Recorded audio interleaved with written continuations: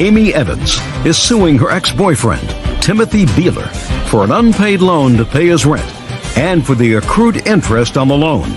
Timothy is countersuing for harassment and defamation of character. Miss Evans, Mr. Beeler was a friend of yours, and you took out a loan for him, very high-interest loan, because he was in need of money. You want him to pay you back. The defendant says that you gave him money.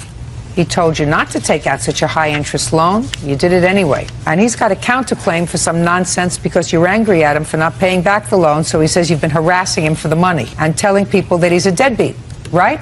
That's correct. Well, you probably are. Truth is a perfect defense. Why did you take money from her? I didn't take money from her, Your Honor. It was a... Just a second. You did take money from her. I did. She offered... No, listen to me. You did take money from her. It is my judgment as to whether that is a loan or a gift. My question to you is, why did you take money from her? We had been seeing each other, whatever was going on with her, in her relationship with her husband or whatever. We started talking again, and she had stayed over a couple nights. We were pretty close. We were getting along pretty good. I was telling her my situation about my roommate. He skipped out on me, left me kind of hanging. I was a little short on my rent and whatnot. She said she'd try and help me out. She came up with some money. Yeah, she handed it to me, and I took it. It was a gift. I didn't know that I was forced to change that. Just a second. And everything was cool, and we started talking about our relationship and stuff and what we were going to do. Well, tell me about that, sir. What? I'm confused because I read the papers, yours and hers. Tell me, when she stayed over at your house, did you stay in the same room? Yes. Did you stay in the same bed? Yes. Just a minute. I'm not paying Amy for anything. She gave me the money with the hopes of rekindling our romance, which has been over for years, according to you. Now, if it had been over for years, sir, why did you share a bed with her? Stand up straight, please. Why did I share a bed with her? Yeah, you said your romance has been over for years. We were hanging out. We were seeing each other. Hanging out is not sharing a bed. Well, kissing and other things that go in that matter are. So, yeah, we shared a bed. But you, listen. Yeah, we did. Then you, listen to me. Well. Listen to me. Then you lied to me here when you wrote in this answer, she gave me money in the hopes of rekindling our romance, which had been over. So that's a lie. Because. Just a minute. That's a lie then, based upon what you just told me. No. That is absolutely. Because when I told her I didn't want a relationship no more, she took off, didn't call me or nothing. She started telling a bunch of people that I was a deadbeat and all that. You are a deadbeat. Well, whatever. That's your opinion. How old are you? How old are you? 34. 34. If you're 34 and you can't afford to pay your rent and you borrow money or you take money. Took it. Take money. Yeah. I'll decide in a second whether you owe it to her. Take money right. from a woman who you say the relationship is over, and yet you share your bed with her, and according to you, talk about a relationship with her, and then take money from her. That makes you a deadbeat. And it makes you an amoral deadbeat. Because what you're doing is saying, listen, I need some money. She's going to give me some money. So I'll string her along. You know, I'll hug her and I'll kiss her and I'll sleep with her. And I'll sleep with her. We'll talk about our relationship. I'm speaking. I don't think so. It hey, takes two. I'm speaking. It takes two. Did she take money from you? No. Your Honor, just a second. Do I look like I need any help from you? No, Sit down. ma'am, you don't. Sit down. You kissed her. She kissed you. Right. You hugged her. Yeah. She hugged you. Okay. What's the point? You took money from her. Yeah. She took money from you. No. Right. How much money does he owe you, this idiot? How much? With interest, he owes me $3,900. Just a second. You don't get any points from me for being an idiot. Okay? Okay. And if you take out an interest-bearing loan, and the interest on the loan is 87%, you'd get zero sympathy from me. Now, how much money did you give him? $2,500, Your Honor. That's what he's going to give you back. Judgment for the plaintiff. That's all. Step out. But, Your Honor, I had to pay $1,100 interest. You shouldn't have taken out a loan for him, madam. You gave him $2,500. This idiot had no concept that he was going to have to pay you back $3,900. He knew it was a loan, Your Honor. He knew it was a loan. And he knew about the interest. He's going to pay you back. He was supposed to go back to work and pay me back. Listen to me. He was supposed to go back to work. He didn't go back. He was working. I was working. He was working with me. She was calling and texting. Oh, all he did was he works everybody he knows. That's all he does. Question? No. Very good. He owes her $2,500. The rest of it is her own stupidity. Goodbye. Sharon Martina Napolitano is suing the mother of her daughter's boyfriend, Deborah DeSimone, for damage caused to her Toyota Camry while the car was in her possession. You two lovely ladies are neighbors, and you each have a child. You have a girl. You have a boy. They're dating each other. Yes. This is your complaint. You allowed your daughter, this young lady right here, to use your car. She was using your car one day to take Miss DeSimone around to do some chores. Correct. And that wouldn't have bothered you necessarily because she's the mother of the boyfriend, right?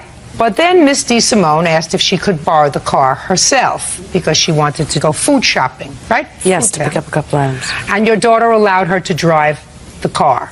The car was damaged. You want Miss DeSimone to pay for the damage to the car. Absolutely. Miss DeSimone says she took the car, went into Food Town. While she was in Food Town, somebody must have hit your car. Correct. Right? That is correct. So it's not her fault. That's what you're saying. That's correct. We'll see. What year is your car? It's a 1995 Camry. How long have you had it? Approximately a year. So you bought it secondhand. Yes, ma'am. How many accidents have you had? I've had one other one where I was hit from behind at a red light. So you had a rear end damage to the car. Bumper or? Bumper. Bumper. Only the bumper. Only the bumper. Was the car fixed? No. On September 6th, what kind of damage was done to your car? It would be the right quarter panel. Do you have a photograph? Absolutely. I'd like to see it, please. Here's before and after.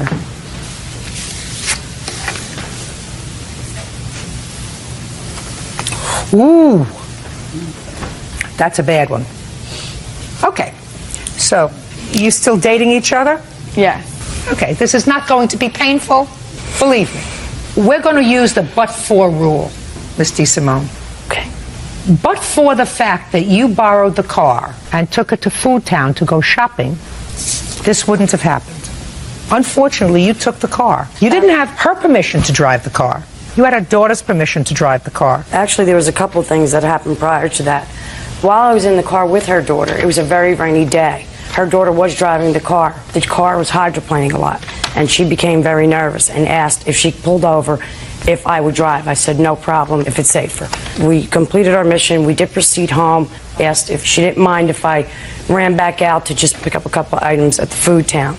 That's when all that began, and the police report states differently, if you'd like to see it, that he even stated, the police officer, that he saw prior damage on the car. You mean this prior damage? No, other damage. We're not talking about other damage. We're talking about this damage. But she's saying that there was only damage to the bumper, and according to this, it states that there was... What difference does it make? This damage was not on the car, madam, when you borrowed it. No.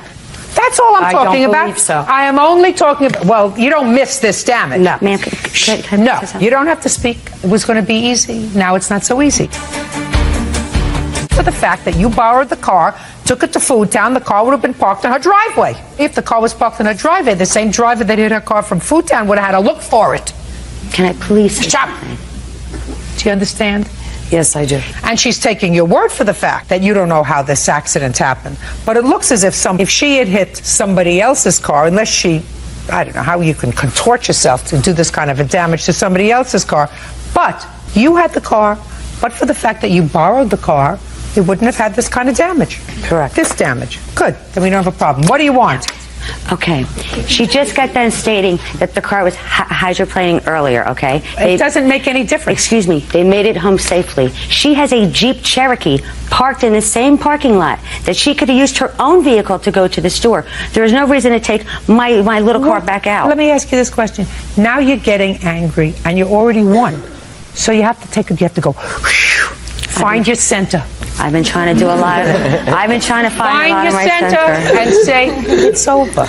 But I would have never asked her son to use her car. Listen to me. It's a car. She's responsible. Done. Romeo and Juliet here. We're going to leave here happy. I suggest you do the same. How much did it cost to fix your car? The estimate is $1687.98. That's a pretty cheap estimate for this kind of damage. I think so. It is. Anything else? Romeo, Juliet. Judging for the plaintiff in the amount of $1687.98. Thank you. That's all. Brooke Beeson claims former roommate Kimberly May broke their lease when she moved out of their apartment. How old are you? 21. Who is this? My mother. Thank you. Ms. Beeson, you and the defendant leased an apartment together. Were you both in college at the time? She dropped out of college. I was still attending, yes. And according to your complaint, she moved out.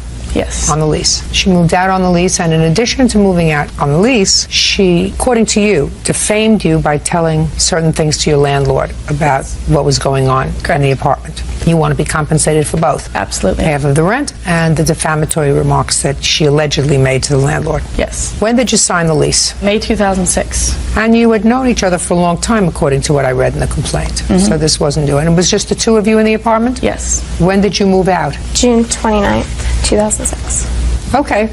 Now you're going to tell me why you moved out. Due to bad circumstances. No, well, that's... Drug use, and she clearly disrespected me after asking her plenty of times, her friends in and out of my stuff, my bathroom. I had to put a lock on my door because I didn't feel comfortable leaving my own house, and that's why I left. Let me try to sort it out a little bit. You felt uncomfortable because her friends were coming to the house, and you felt uncomfortable with them. Yes. Why? Because they were up all hours of the night using drugs. Did you ever see anybody using drugs? Yes. Who? Brooke and her friends. What kind of drugs? Marijuana, and that's all I saw. Did you ever smoke marijuana? Yes. So they were up, they were partying, they were smoking marijuana. That I know of. That you know of, a substance that you also indulged in. Not at the apartment. Wherever. It's somebody's apartment. You didn't do it in the street, right? Right. But you didn't do it at school, right? Right. So you had to do it in somebody's apartment, right? Yes. Okay. So you had to put a lock on the door. Yes. Your bedroom door. Tell me when you put a lock on the bedroom door. In May. Tell me why. Because I didn't feel my belongings were safe. She had people in and out of our apartment. Miss May, did you have any rules that you set up to this apartment with Miss Beeson? No. Well, then you have a problem, madam. Your problem is you have to be a big girl. I know that now. And if you sign a lease on an apartment, you can't just pick up your marbles and go home. So far, you haven't given me one valid reason why you would be entitled to break a lease. You're alleging that you saw her and her friend smoking marijuana. Whether you did in the apartment or not, I don't know, but you certainly did it in somebody else's apartment, so you weren't frightened of drug use because you did it yourself. Not at the time. Before I have. Whatever. I didn't say at the time, before or after. So you weren't certainly frightened of what you saw there because it was something you had indulged in yourself. I mean, I can understand you not being happy if there's lots of partying going on. Did she complain to you about that? Is not an answer. Did she complain to you about people being in the apartment? Or, yes. So what did you say to her? They're mutual friends of ours, so at certain times, the same friends that would be there with me would be there when I would come home late at night. They would be over with her. Well, why didn't you try to work it out? Sit down and work out a scenario where at 1 o'clock in the morning everybody goes home, whether it's your friends or her friends. Why didn't you try to work it out? Because it wasn't an ongoing thing. It wasn't day to day. It wasn't day in, day out. So it was never a continual issue. Well, but she made it an issue. When did she tell you she was moving out? Never told me. Moved That's a out. lie. Vacated the premises without any warning. Said she needed to talk to me the morning before. I came home from work. I said, you know what, I have school all day. I'll be home at 2 o'clock. I have to be at work at 5. If you want to talk when I get home from school, that's totally fine. If you want to meet me, I'll be here from 2 to 5 before I go to work. Came home, didn't say a word to me. I went to work, came home, and all of her things were gone. What efforts did you make to find another roommate to take over your lease? I told her 3 weeks prior to my moving out. What efforts I didn't did you make any. Well, you have to. You can't just walk out on a lease. Now, what proof do you have that she made statements to the landlord about you? I have a document that she had given to the apartment complex, if you want to look at this. That she signed? That she has signed, yes, I'd absolutely. like to see it.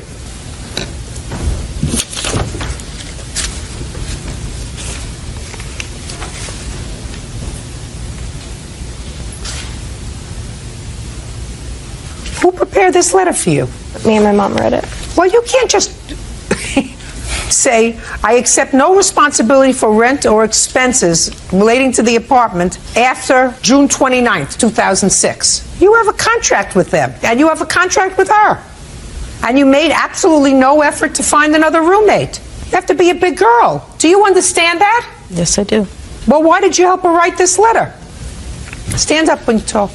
Because she needed to write it at the time. What do you mean she needed to write it at the time? I don't understand you. Did you know your daughter smoked marijuana? She had before. She had before. Yes, she I did probably know. had during, and I guarantee you she does afterwards, maybe not in the apartment, but it's not something that frightens her because she does it herself. And that's the only drug use that she ever says she saw in the apartment. So why would she sort of ascribe any untoward behavior to the plaintiff? It's outrageous. She's a baby, and she shouldn't be coddled by you. Should have told her not to rent the apartment in the first place. You have a roommate now? No, I do not. Did you have a roommate? Yes, I did for 1 month. So you did have a roommate. Yes. When did the roommate move in? In October.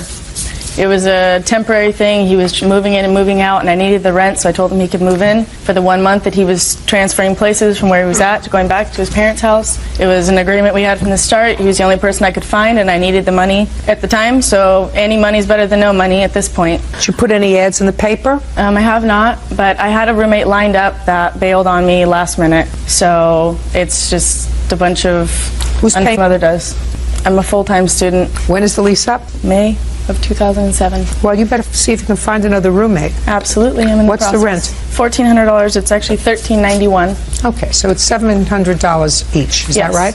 Not including utilities. She moved out in May. Did you pay May's rent? Yes. Did you pay June's rent? Yes. You didn't pay July? No. Didn't pay August? No. Didn't pay September? No, but she wrote me a letter saying that she was having a roommate move in September 1st, 2006, and I responded to her Let me see. letter.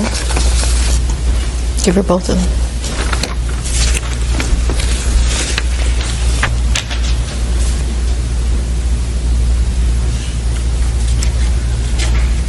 Okay.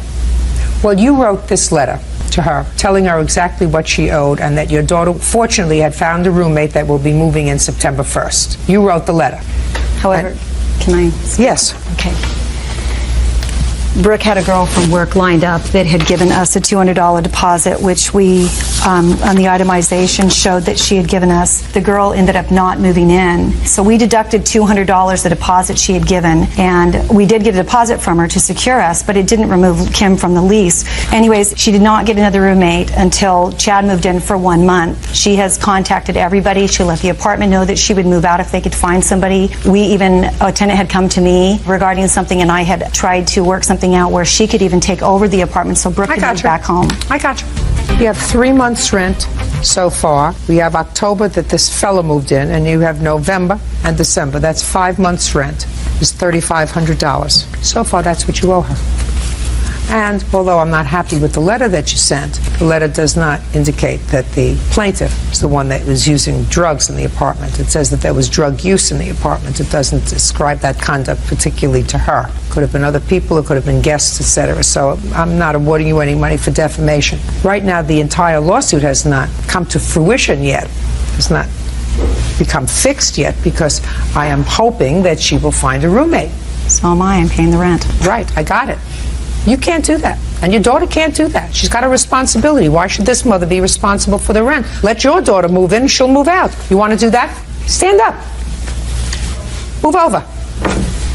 The apartment's lease goes until next May. Right now, Miss Beeson's mother has been footing the bills for your daughter's share of the rent. She's perfectly prepared for her daughter to come home and live at home. You want to assume the responsibility from January until May for your daughter? She'll move out and your daughter can move in. That way she can be safe. She can have only her own friends. How about it? No, I would not. Why?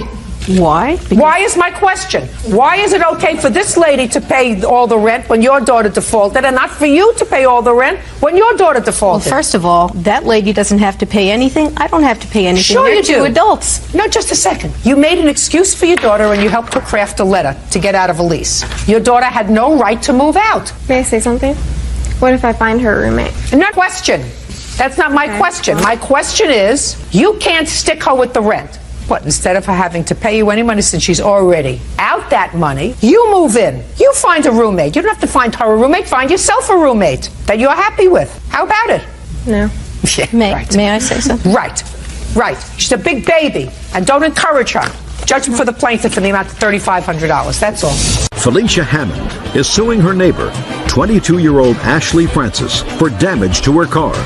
Felicia says Ashley's son, 7-year-old Derek, scratched her bumper when he crashed his bike. Miss Hammond, how long have you and Miss Francis been neighbors? Approximately a year. You have children? No. Who do you live with? Myself. How many children do you have? One. Derek. Cute. It is your claim, Miss Hammond, that this adorable little boy fell off his bike and scratched the bumper of your car. Yes. You want his mother to pay for that scratch. Yes. Can I see the picture of the scratch? Yes.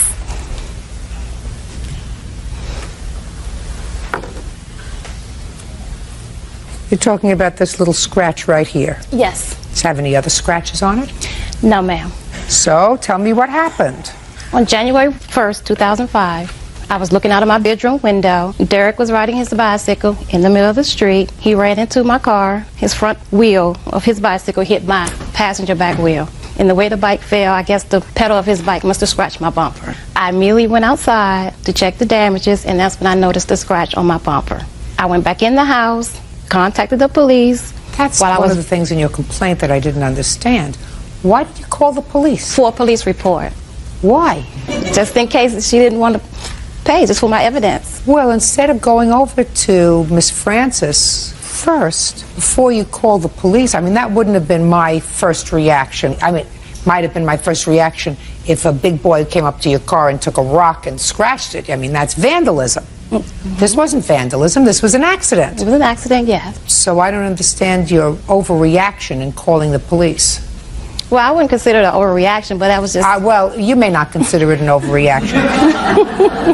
But I'm telling you it was an overreaction. Okay, well, that's what I did, and then after that I went over and talked to his mother. What did you say to her when you went over? I told her that her son was riding his bicycle.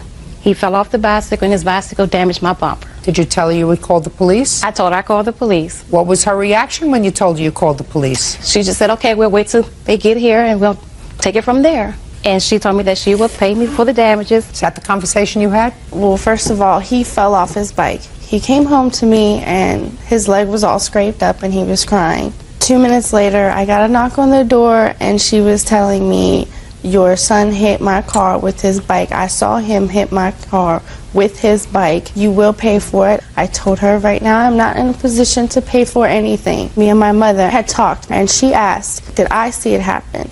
Did Derek remember if it happened? Derek just remembered he fell off the bike. Derek remembered he fell off the bike and hurt himself. Right. Let us say, Miss Francis, that Derek fell off of his bike and scratched the bumper of her car. Right. That's what happened. That's what she's saying. I'm telling you that's what happened. Okay. Well, there was also several kids that always play in that neighborhood. Don't make excuses. Derek fell off of his bike. She saw him fall off the bike at the exact same moment. He came home crying that he had fallen off his bike. He scraped his leg. It all fits. I don't care how many other people were around the car or around the neighborhood or around the planet. Okay. He didn't mean it. It was an accident. Unfortunately, Miss Hammond was not a good neighbor. And the way that she... I'm telling you, Miss Hammond, you were not a good neighbor. And if you had had little children, the first call wouldn't have been to the police to file a police report. Okay, the first call would have been to Miss Francis to say, your little boy just fell, is he okay? That would have been the first call. He fell and he scratched my car. Do you get it? I get it, but I didn't know that he had damaged his leg. Yes. Just a second, of course. Well, that's the question you ask. I want quiet. The question that you ask is, I saw Derek fall off his bike. Is he okay? Well, when he fell, he got back on the bike and he rode off. So he wasn't an extremist, which means he's okay. He was, yeah. As it happened, he hurt himself. Scratched leg, scratched bumper. How old are you? 7. He just turned 7 September 16th. So he's thinking 7. Okay? Your car is 10. He's 7. Yes. Scratched leg, scratched bumper. You got it? Yes. All right. You have an estimate for the damage? Ma'am. I'd like to take a look at it.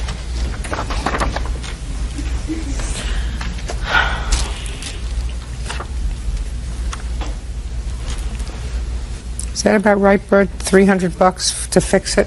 Guess so. $376 to be exact. You have to have a perfect bumper.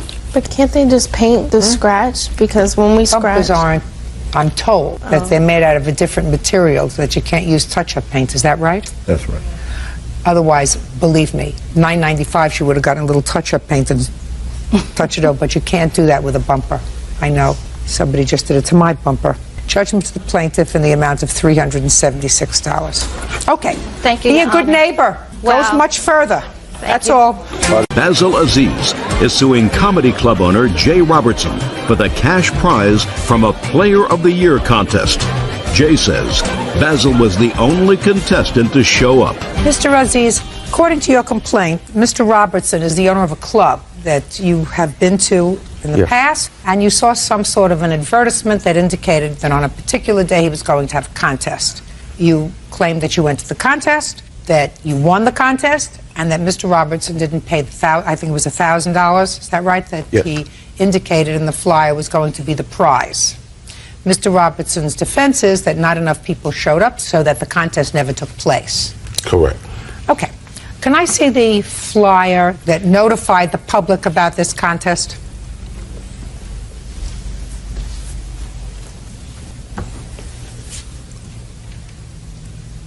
Your club is in Virginia, sir? Yes. What kind of club is it? It's a comedy club. And you had these prepared?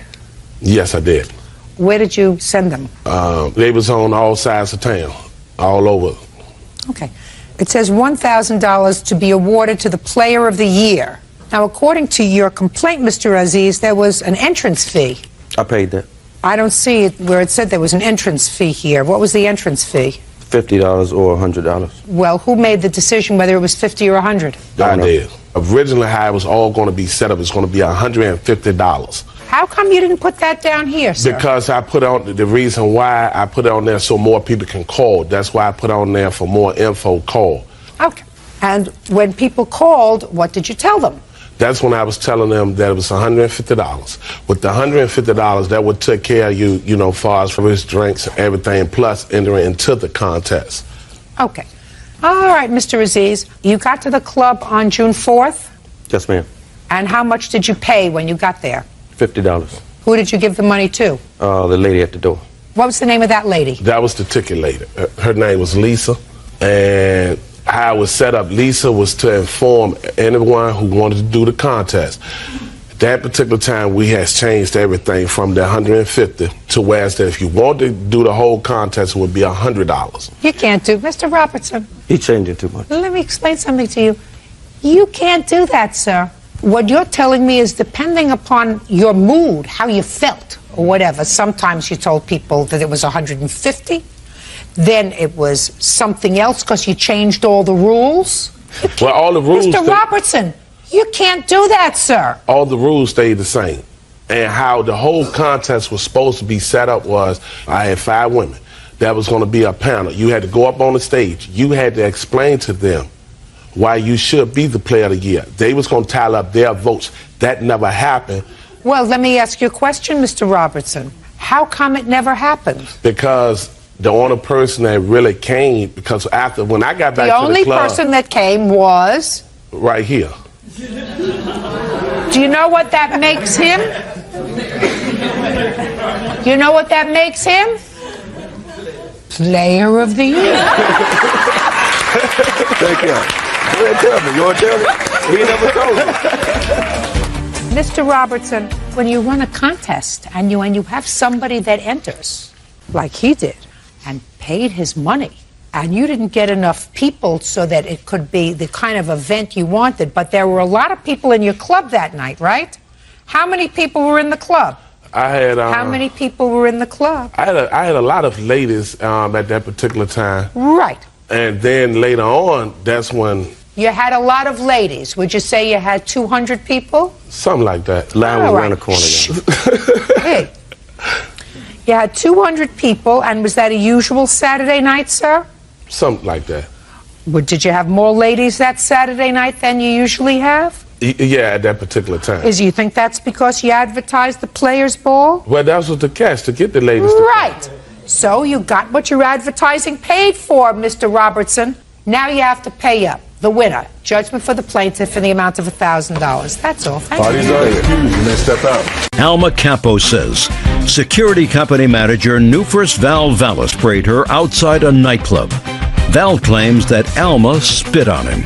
Ms. Campos, the defendant is a security guard at a club, and it is your claim that he pepper sprayed you, causing you injury after an incident at the club where you were a patron along with your brother and some other people. That's correct. The defendant says that your brother and you were both drunk that evening, and it was necessary to use the pepper to preserve the peace. On what date did this incident occur, Ms. Campos? On the night of Friday, May 15th, or the morning, Saturday morning, you could say, it was about 1 a.m. Who had you been with that evening? My brother and a couple of his coworkers. You the brother? Yes. Step up, please. Tell me your name. My name is Moises. Okay. Why don't you tell me what happened? We were on our way out of the club. My brother and his friends and myself, of course, were walking out. I stopped to get some food that they sell there at the nightclub. So I grab 4 burritos, and on my way out, my brother is now sort of a ways ahead of me, friends sort of behind. We're kind of shuffling our way out since it is a club, there's a lot of people. We're making our way out of the club into the parking lot, which is also an alley. And I'm outside in the parking lot, and I see a ruckus, something going on in the alley. And I notice that my brother is surrounded by a number of gentlemen. So the guys around my brother, the security are kind of, around him. And then I see Val with his arms crossed, sort of closest to me. So I ask him, hey, what's going on? Why are you guys doing this? Well, you didn't ask quietly, because you would not have asked quietly. You would have been excited. Right. Right? Yeah. Let's make sure we get it all right. Yes. That's correct, Your Honor. And his arms are crossed. He's looking at me with this snarl. All I remember, the last thing I remember is this smile. It's kind of like because I'm bored. Pulls up. I don't even see, I don't know what it is. Yes. Is that what he said, or is that the look? Both. The look, and he said those 3 words, because I'm bored. Next thing I know, I'm on my knees in a dress and heels. Face feels like it's on fire. I have no idea what just hit me until I realize, moments later, I'm just like, oh my God, what has happened? Okay, so that's when you were sprayed and you fell. That's when I was sprayed and I fell. Mr. Campos, tell me what happened when you left the club. As I walked out, I was pushed out by one of the bouncers because he was clearing everybody out, got me out. Had you been asked to leave the club I had been asked to leave. Why? Do you know? Just because it was the end of the club. Everybody was about to leave. I was finishing one of my drinks, and he didn't allow me to finish it, so. I want you to be very accurate with me, Mr. Campos. So you were asked to leave the club, and you didn't leave right away? Is that what happened? You're right. Okay. And you must have said to somebody in authority, some security person, when I finish my drink, I'll leave? Yes. I'm speculating, but I want you to tell me what happened, Sure. sir. So I'm trying to finish my drink. He said, you got to leave now. I said, okay, let me finish my drink. He said, no, you're leaving now. So he pushes the drink out of my hand. It breaks, pushes me out. Okay. So that's not just pushing you out because the club is closing. You had a confrontation with a security person inside. Right. And they pushed the drink out of your hand, the drink fell, and then they pushed you outside. Correct. Where was your sister at that time? She was getting us food. So she was in that same lobby area. Okay. And so now the security guard pushed you out, so you're out ahead of your sister. Correct. How many guards pushed you out? 1. Who? You don't know? His name. No. And it's not this gentleman? No. Were you there that night? Yes, Judge. And it wasn't this gentleman? No. Okay. Do you know who that was? Yes. Who?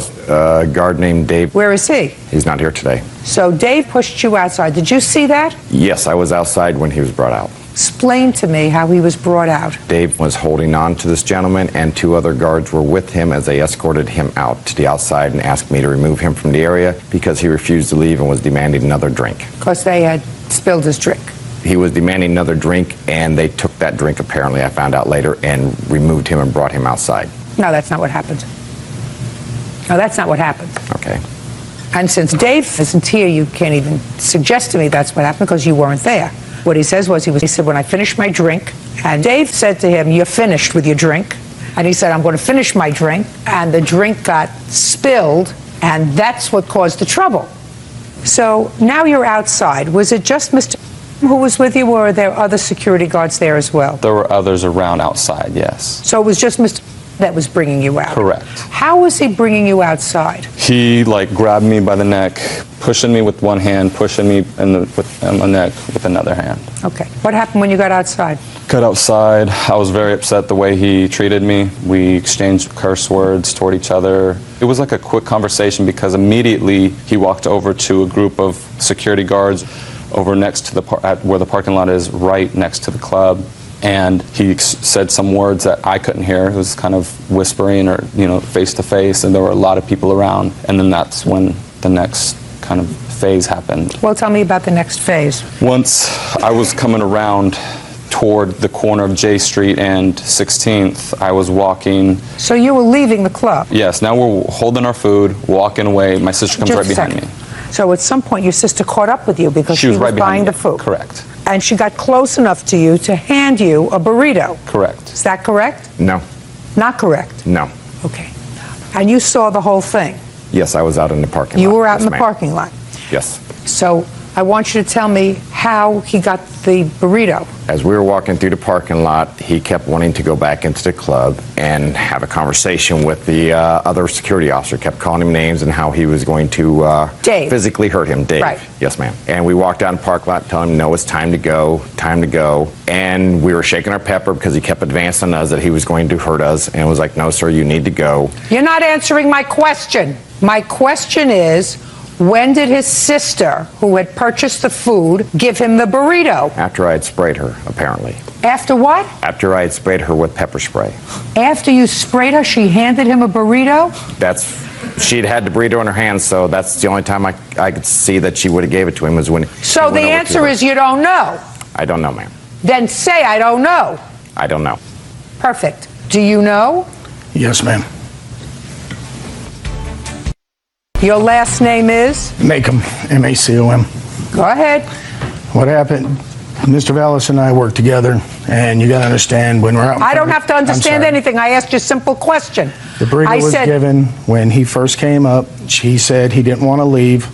I told him, get off the property now. She came up. Val told her to get him off the property. She handed him the food and stuff. They started walking. As soon as we passed the police officers, then the verbal confrontation started. Just a second. So they were walking away from the club? Yes, ma'am. And what happened when they were walking away from the club? Now they're leaving. Situation has been diffused. Sticks and stones will break my bones. They're leaving. Keep going. The verbal confrontation started. What verbal confrontation? The continuous, I'm going to kick your F you. So we just followed at a distance. We were shaking our cans, saying, please leave, knock it off. They were leaving. Listen to me. They were leaving. Right? Yes, ma'am. So what you follow before shaking your cans? Because they were calling your names? No, ma'am. He was calling everybody names. Because he was calling whoever was in earshot names. They were leaving, walking away with their food in their hands. Why were you following them? To ensure that it did not escalate, ma'am. It wasn't escalating if you weren't there. Do you understand that? It wasn't going to escalate if you weren't there. You following me? Yes, ma'am. Sit down. Now, Mr. Villa. So now he's outside and she's outside, and before you pepper spray her, she hands him the food and they're walking away. Unless you're calling him a liar, is that what happened? Yes, ma'am. So what happened? We were in the parking lot, and he kept wanting to go back to the club. No, that's not what he said. Then he's a liar. He's calling people names and he's yelling and he's angry, but he's walking away according to your coworker. So are you calling him a liar? No, ma'am. Well, either he's a liar or you're a liar. Which one is it? Because he didn't say he was going back to the club. He said he was walking away. He was back. So he was walking away, cursing, but walking away with his sister. So which one is it? Was he walking away or was he walking back to the club? He was backing away, walking backwards away from the club across the parking lot, ma'am. So he's backing away and you're following him. At a distance, ma'am, yes. You're following him. Yes, ma'am. Go ahead. So we're walking away, asking him to vacate as we're asking everybody else to leave That's where the he's club. going. He's Yes. leaving. He's in the parking lot, walking towards a car. And his sister walks up beside me, asked me what we're doing. I said, we You mean need she him to comes leave. back She comes walking up beside me from behind me. If they were leaving and walking together with her brother, and you're following them to the parking lot. She had separated away from her brother. Yes. At And- what point did she separate away from her brother? As we were walking across the parking lot. She veered off? Yes. And who was with her brother? He was by himself. Go ahead. And as she walked back up beside me, she asked what we were doing, and I said, we were asking your brother to leave. Please get him to leave the parking lot. He was leaving. You think I believe you? I don't believe you. I don't believe you. Okay. You may have had what you considered an unruly patron, but you don't know what went on inside. He tells me what went on inside, which sounds pretty reasonable. He was told to put down his drink. It was time to leave the club. He said, when I'm finished with my drink, I'll leave. And David said, put down your drink, you're leaving. So that's what he says, which I must believe because I don't have David here. And when you got outside, he was very belligerent. You were belligerent. Oh, yeah, I believe that you were cursing and that you were not behaving like a reasonable person, right? What doesn't make sense to me is why you and your cohorts followed him out to the parking lot, unless he just ticked you off with his bad language. And bad language does not require pepper spray, right? Yes, ma'am. Right. Now, you want to tell me what you allege she did to you to require you to use what I perceive to be force with regard to her? What did she do to you? She stepped up in front of me. She pushed me back with her hands. She had food in her mouth and spit food out. And when she went to slap me, that's when I reacted and blocked her from slapping me, and I pepper sprayed. I don't believe you. How long have you been in the security business? Since 2006. Well, if you've been in the security business for just a short time, I'm going to give you some advice. What did you do before you went into the security business? I worked for the state of California. As what? As a correctional officer. Well, then you had a short fuse. Did you retire from that job? Yes, ma'am. Sometimes when you're dealing with unruly prisoners, which is supposed to diffuse the situation as best you can, but he's not an unruly prisoner. He's a patron in a bar. And you're not supposed to walk around and show your muscle. What you're supposed to do is try to diffuse the situation as best you can. This situation could have been easily diffused by just watching them get into a car and leave, which is where they were going. They were going there, according to you and according to him and according to logic. He was going with a lot of foul language. But that doesn't hurt you, and it doesn't hurt anybody in the bar, right? It may hurt their feelings, but it doesn't hurt them and doesn't require use of the kind of force that you used that day, which was to pepper spray her. I don't believe she went to hit you. Charging for the plaintiff in the amount of $2,500 as requested, that's all. Marilyn James says her ex-boyfriend's ex-girlfriend, Melanie Darling, owes for purposely ramming her car. Well, you two ladies had the misfortune of choosing the same ex-boyfriend. And according to your complaint, Miss James, Miss Darling got in a snit about something, and she keyed your car and then rammed it. Yes. Causing some damage. Miss Darling says, well, it was just a little accident. Didn't mean to do any damage to your car. And she was more than willing to pay the deductible if you put the matter in through your insurance, and they paid the bill. Okay, Miss James, this boyfriend, how long ago was he your boyfriend? 5.5 years ago. You don't have children together? Nope. We are mutual friends. You have a mutual friend, or we're you in are the same circle of a lot of, okay. So we're around each other. And how long ago, Miss Darling, was Don Juan your boyfriend? About 1.5 years ago. This has nothing to do with him. Okay. On what date did this incident happen with your car? September 3rd. Where were you? I was over at a mutual friend's house. He was having a housewarming. We were all over there in the basement. We heard a lot of noise, and we're like, what's going on upstairs? And she comes downstairs, and she walks around, and she's laughing, and her friend comes downstairs, and she says, Melanie, come on, let's go. So she started laughing. She says, ha, ha, ha, I'm not going to do anything. So they go upstairs, and she's still arguing, yelling, screaming upstairs. Who's yelling? She is. Her witness is upstairs talking to her, trying to calm her down. The boyfriend, the ex-boyfriend, he's on the stairs, and she calls down and says, do you want to speak with her? What's his first name? We wanted to keep his name out ex-boyfriend. of it. Ex-boyfriend. We wanted to keep his name out of it. It's just ex-boyfriend is 2 words. If I had a first name, then I could just use 1 word. We could save a lot of time. Go ahead.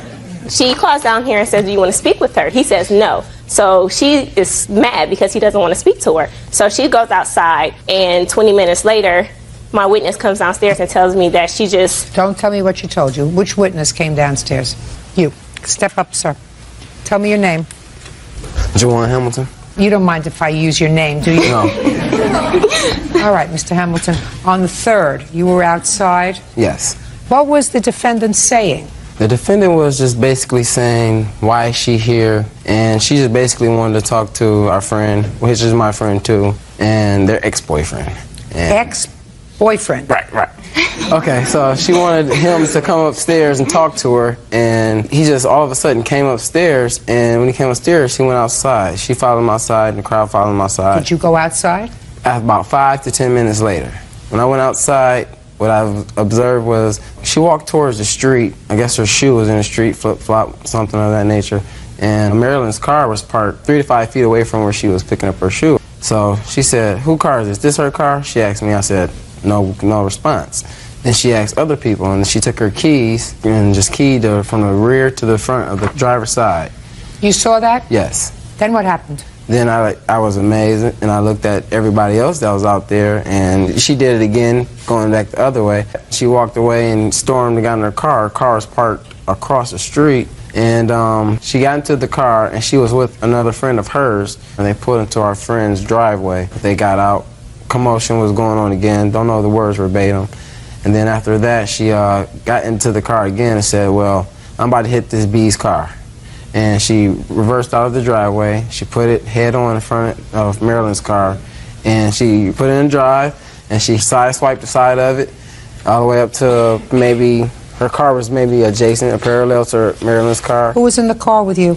Brooke, she's not here. She couldn't make it. She couldn't make it. Is she? She had work. She couldn't get off of work. You don't work? Yes. You work? Yeah, I work. Everybody can get off from work except the lady who was in the car with you. Is there anything funny? You hear anything funny going on here? I hear a lot of funny things going on. Just a sec. I just wondered why you were laughing. Oh. I just answered my questions. I ask questions, you answer them. When you answer them, you stand up. Okay. Oh, I'm sorry. I was there. Over there. Name?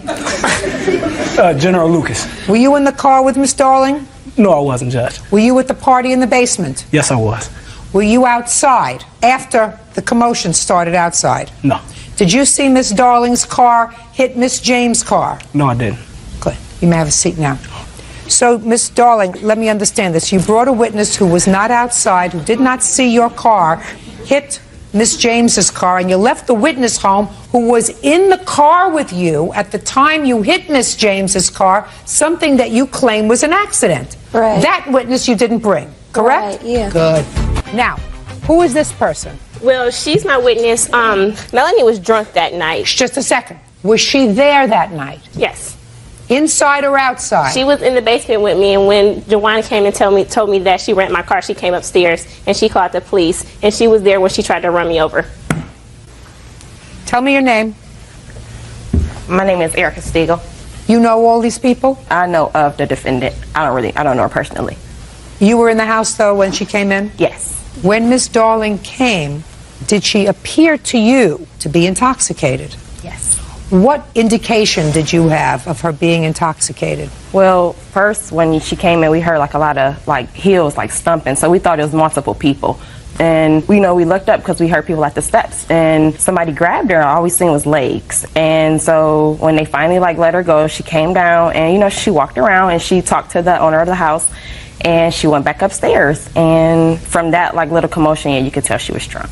You did not see any collision with Miss Darling's car and Miss James' car.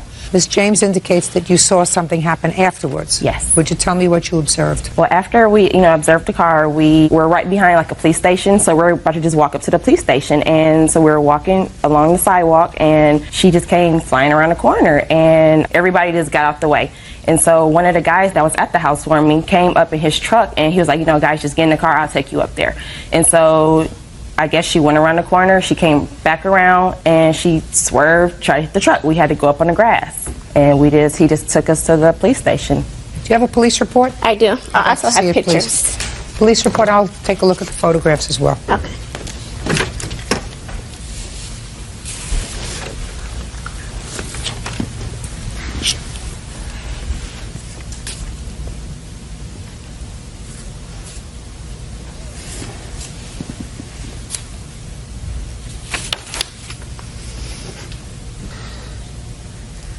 You were the witness, Mr. Hamilton, is that right? The police indicate that you told them what happened immediately that day. Yes. All right, now, Miss Darling, let me hear your version of the events. Okay, first of all, it's when I came over there, I came over with my friend. That's my best friend's house that we went over. Me and my ex-boyfriend, I broke up maybe a couple of days before that. Has nothing to do with her. I would never even think of her when I think of him. She used to mess with him. That used to be her boyfriend or whatever. Get on with so what I happened wouldn't on get the into 3rd, that. Miss Darling. Okay, so this is what I'm saying. It's making me mad, this whole thing, because they're trying to make me I don't care if it's making you mad. It's making me mad. I just want to express my feelings on national please, TV. listen to me. Huh? You want to express your feelings? Okay, let me tell you, this is Go what on, happened. Dr. Phil. I went over her house, I got in an argument. I got in an argument with my ex-boyfriend, went outside, I got in my car, I was stopping embarrassed, so I jumped in my car. My car was not parked on the other side of the street, it was actually like in the middle of the street. My keys were inside Just a my second. car. Hold on a second. Your car was parked in the middle of the street. I got out, we got out because my friend. I'm speaking. I have questions. As you're telling me your story, I have to interrupt you. That means you stop talking.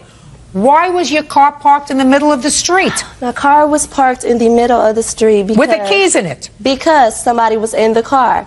I took my car over there to drop my friend's car off. Who was in the car? The house we were over, that's my friend's baby dad. We were dropping her car off at the house. So she stayed in the car, and my other friend, Brooke, was in the car too. And then me and Brooke went in, then we came out. When I came out, I was arguing with my ex-boyfriend. Then I jumped in the car. Then the keys were in the car. Turned it back on or whatever and like pulled off. When I pulled off, I heard something like hit the side of my car. Didn't hit all of it either. It was just like a side swipe real quick or whatever, like hit the tire and pulled off. Then I'm like, oh, we hit something. We stop, look in the rear view, it's her car. So we make a circle around the corner, and when we come back in the corner, I'm looking at her car. That's when... Just a second. Wait, listen, stop. You recognized that you hit something. Right. Stop speaking! When you hit something, you stop. You don't go round. Now, when you realize that you hit a car, and you didn't stop right away, according to you, you did eventually come back, did you? Yeah, I seen her car. Just right, yes. The answer is yes, you knew whose car it was. What did you do? I was going to go talk to her. Don't tell me what you were going to do. I sat in my car and was trying to get out to talk to her, and Juwan and the owner of the house came over to the car, and this is Juwan. She called the police on you. If I was you, I'd go in there and fight her and blah, blah, blah, whatever. And then the other guy's telling me to stay in the car, don't get out the car, go home, call her tomorrow, whatever, tell her what happened because they're mad. Are you employed? Yes. You have a cell phone? I couldn't find my cell phone. You couldn't find your cell phone? I threw it at my ex-boyfriend. Oh, no. You can always find your cell phone. No, I threw it at my ex-boyfriend. I didn't find it till the next day. Really? Right. So you were really angry. You mean you threw something at him? How many things did you throw at him? A couple of fists and a cell phone. Yeah. Really? So in addition to throwing the cell phone at him, you punched him. Yeah. Is that right? Right. That was before you got into the car that was parked in the middle of the street? Right. Good. What you indicate is you were prepared to pay the deductible on her insurance. Well, I told her I'd help her pay for it. I felt responsible. And you I are asked responsible. What do you mean you felt responsible? You were responsible. Well, that's maybe why I was feeling like it, because I was responsible, right? So, anyways, I told her that I'd give her the money, and I'm like, was your deductible 100, 200, 500? And she said, oh, it's 500. And then she told me she had to make a couple more phone calls. Why? Listen to me. Why in the world would she report this matter to her insurance company? You pay the deductible, 100, 200, 500. Her insurance rates go up for the next 5 years. Why would she do that when you hit her car in a fit of anger? Now, you may not have been angry with her car, but you were certainly angry enough with the boyfriend out there to punch him and to throw at least your cell phone at him. Why would she want to report it to her insurance company? Well, why did she agree to it? I don't believe she did. That's why he's here. That's her Listen, friend. Mr. Smiley, I wouldn't believe it if he told me that today was Tuesday. A little too happy for me. Just a happy person, Judge. Get unhappy. Okay. Get unhappy. Shh. Your temper, my dear, is going to cost you $2,568. That's what tempers cost. That's not an attitude. That's all. Parties are excused. You may step out. 20-year-old Michael Schaefer is suing ex-roommate, 22-year-old Jacob Tyler, for damage to his property. Michael claims Jacob removed items from the apartment and left them outside. All right, so I have some preliminary questions. Let's listen up very carefully, and let's start with the ground rules, which are everybody tells me the truth, right? Yes, ma'am. Yes, ma'am. Good. You two were roommates for Yes. a period of time. Which one was the neat one? I was. And who was the slob? He was. I wouldn't say I was a slob. I wasn't as anal retentive as Jacob. He had roommates that were. This is your complaint. Mr. Tyler moved out for the end of the lease. Yes. Mutual? Yes. Yes. The lease was to expire on May 31st of this year. Yes, ma'am. On May 31st, you came back. To verify. I like to tell the story Okay, myself. I'm I like to sorry. do this as a one-man show, except that I need sometimes some input from you. Okay. You came back to ensure that he moved out on time because you were still responsible on the lease. Yes. And they had your security deposit. Yes, right? ma'am. And when you came back, you found Mr. Schaefer not being a slob, a little disorganized. All of his stuff is still there. The place is a pigsty, and you start to clean it up. Yes. He leaves. Where did you go on May 31st, by the way, when you left? It was about 10 o'clock at night. I went home to go to sleep. You went home where? To my parents' house. I moved back in with my parents. When did you move back in with your parents, Mr. Schaefer? I had been moving things into their house over the course of When was the last time you slept in this apartment? the morning of May the 31st. Now, you have to be very careful because I'm going to put you in between a rock and a hard place, sir. When you went back to your parents' house to sleep at 10 p.m. on May 31st, you were aware of the fact that the next day you were supposed to be totally out of the apartment, or midnight that night, Yeah, correct? Correct. But you went home at 10 o'clock, Yes. and you still had a lot of stuff there. Yes. Well, that's why you're here, Mr. Schaefer, because it is your claim that you had a lot of stuff there that he took out and set outside, and it was either ruined by the rain or stolen. So it's a lot of stuff. Let's see how much stuff you say was there. $713 worth of stuff. About 400 of which was the TV. Why didn't you take that stuff and have it out when you were supposed to? I hadn't realized how much stuff I had accumulated. I didn't realize how long You it would mean take. it just came up and bit you on the behind? And if you did, why didn't you, instead of going home at 10 o'clock at night, Mr. Schaefer, stay up until midnight and get all the stuff out of there? I was very tired. That's too bad. I figured we could settle up with the apartment. We could pay for an extra day just to get the rest of my stuff You out. weren't going to pay for anything because his security deposit was his. We would have settled afterward. I don't believe you. And after you got your stuff out, stop playing with your papers, Mr. Anal Retentive. Sorry. You were supposed to clean it after you got your junk out. I had been cleaning that day, and Jacob actually came by the apartment to clean and to patch holes that he had punched in the walls because he had quite an anger problem. Just a second. So you had been cleaning that day? Cleaning. Is that what you're telling me? You had been cleaning that day? Yes, I vacuumed the carpets. I was moving my stuff out, just going through the whole process. Mr. Schaefer, you're full of baloney. Your stuff wasn't out of there. As far as I'm concerned, the landlord could have taken your stuff and thrown it in a dumpster at midnight. He's not responsible for your stuff after midnight.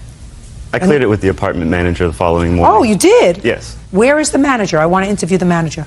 We don't have that manager Well, here. that's too bad because that's hearsay. When a lease is up, it's up. Before I left the apartment, Jacob was patching the holes up, and I had said, you know, I'm going home. I'll be back in the morning for the rest of my things. Don't touch anything. He said, okay, fine. And we left it at that. He Is didn't. that what happened, Mr. Tyler? Yeah. What happened? I told him that was unacceptable because when I got there, the fridge still had food in it. There was no cleaning done in the kitchen.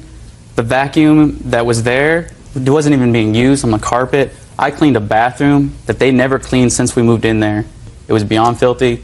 I came back to actually patch up the holes in the wall. What were the holes in the wall from, sir? From me and parties that they had been at, and I got upset because there was all these kids that were underage drinking, and I have pictures to prove that they were. Do you have any proof of what this place looked like when you got there? I have a witness, but she's in the Air Force boot camp right now, and I can't help you there with that. I know. I have no I'm sorry. control over the Air Force. Yes, ma'am, I know.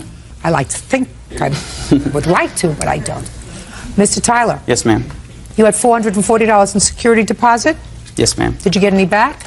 I had 140, and I have a copy showing the amount which was taken out. Can I see that, please? And also at the top, ma'am, This is the part where I had the power turned off, and Mr. Schaefer was supposed to get it turned on in his name. He didn't. So the apartment took care of it. The apartment charged me for the water, the trash, the electric that he accumulated. So you lost your security deposit? Yes, ma'am.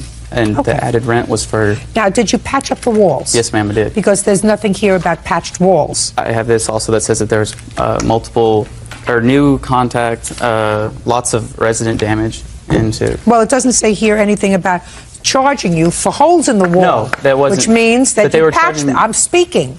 Listen to what I'm saying to you. It's not here to hurt you.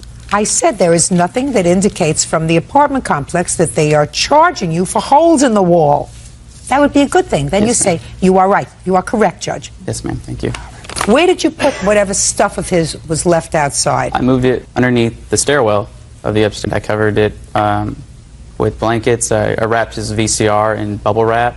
Unfortunately, he said that it rained the next morning in the area. What happened when you came back the next day? So first of all, what time did you come back to the apartment the next day? About 9 in the morning. And what did you find when you got there?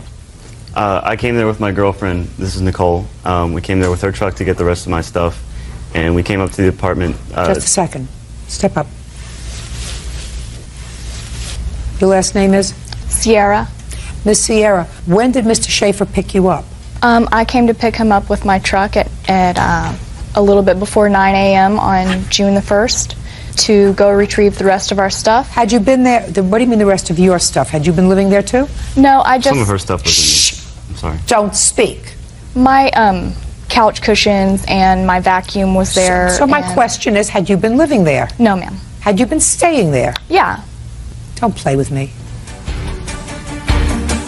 Had they used your truck to move the other items? Don't look, listen to me. Don't look at him. Don't you have an independent recollection of this? I asked you, had they used your truck to move out the other items? Yes, some of the other stuff. How many days had they used your truck? Probably about 4 days. Good. And where were you the night of May 31st? I was at home. Doing what? Resting. I work 30 hours a week, and so I was... Oh, my God, 30 hours a week! Oh, you must be exhausted. How old are you? I'm 23. 23, and you work 30 hours and I a go week? To school full-time. Good. What school do you go to? I just graduated from the North Lake Community College in Dallas, Texas. Good. So you graduated from college, and I know from college. I mean, I know how many hours a day one goes to college, so 30 hours a week working you can manage. So you were exhausted. I wasn't exhausted. What about you? How exhausted were you? Where do you work? I worked at Metro Volkswagen. And you also go to school full-time? No, I'm not in school currently.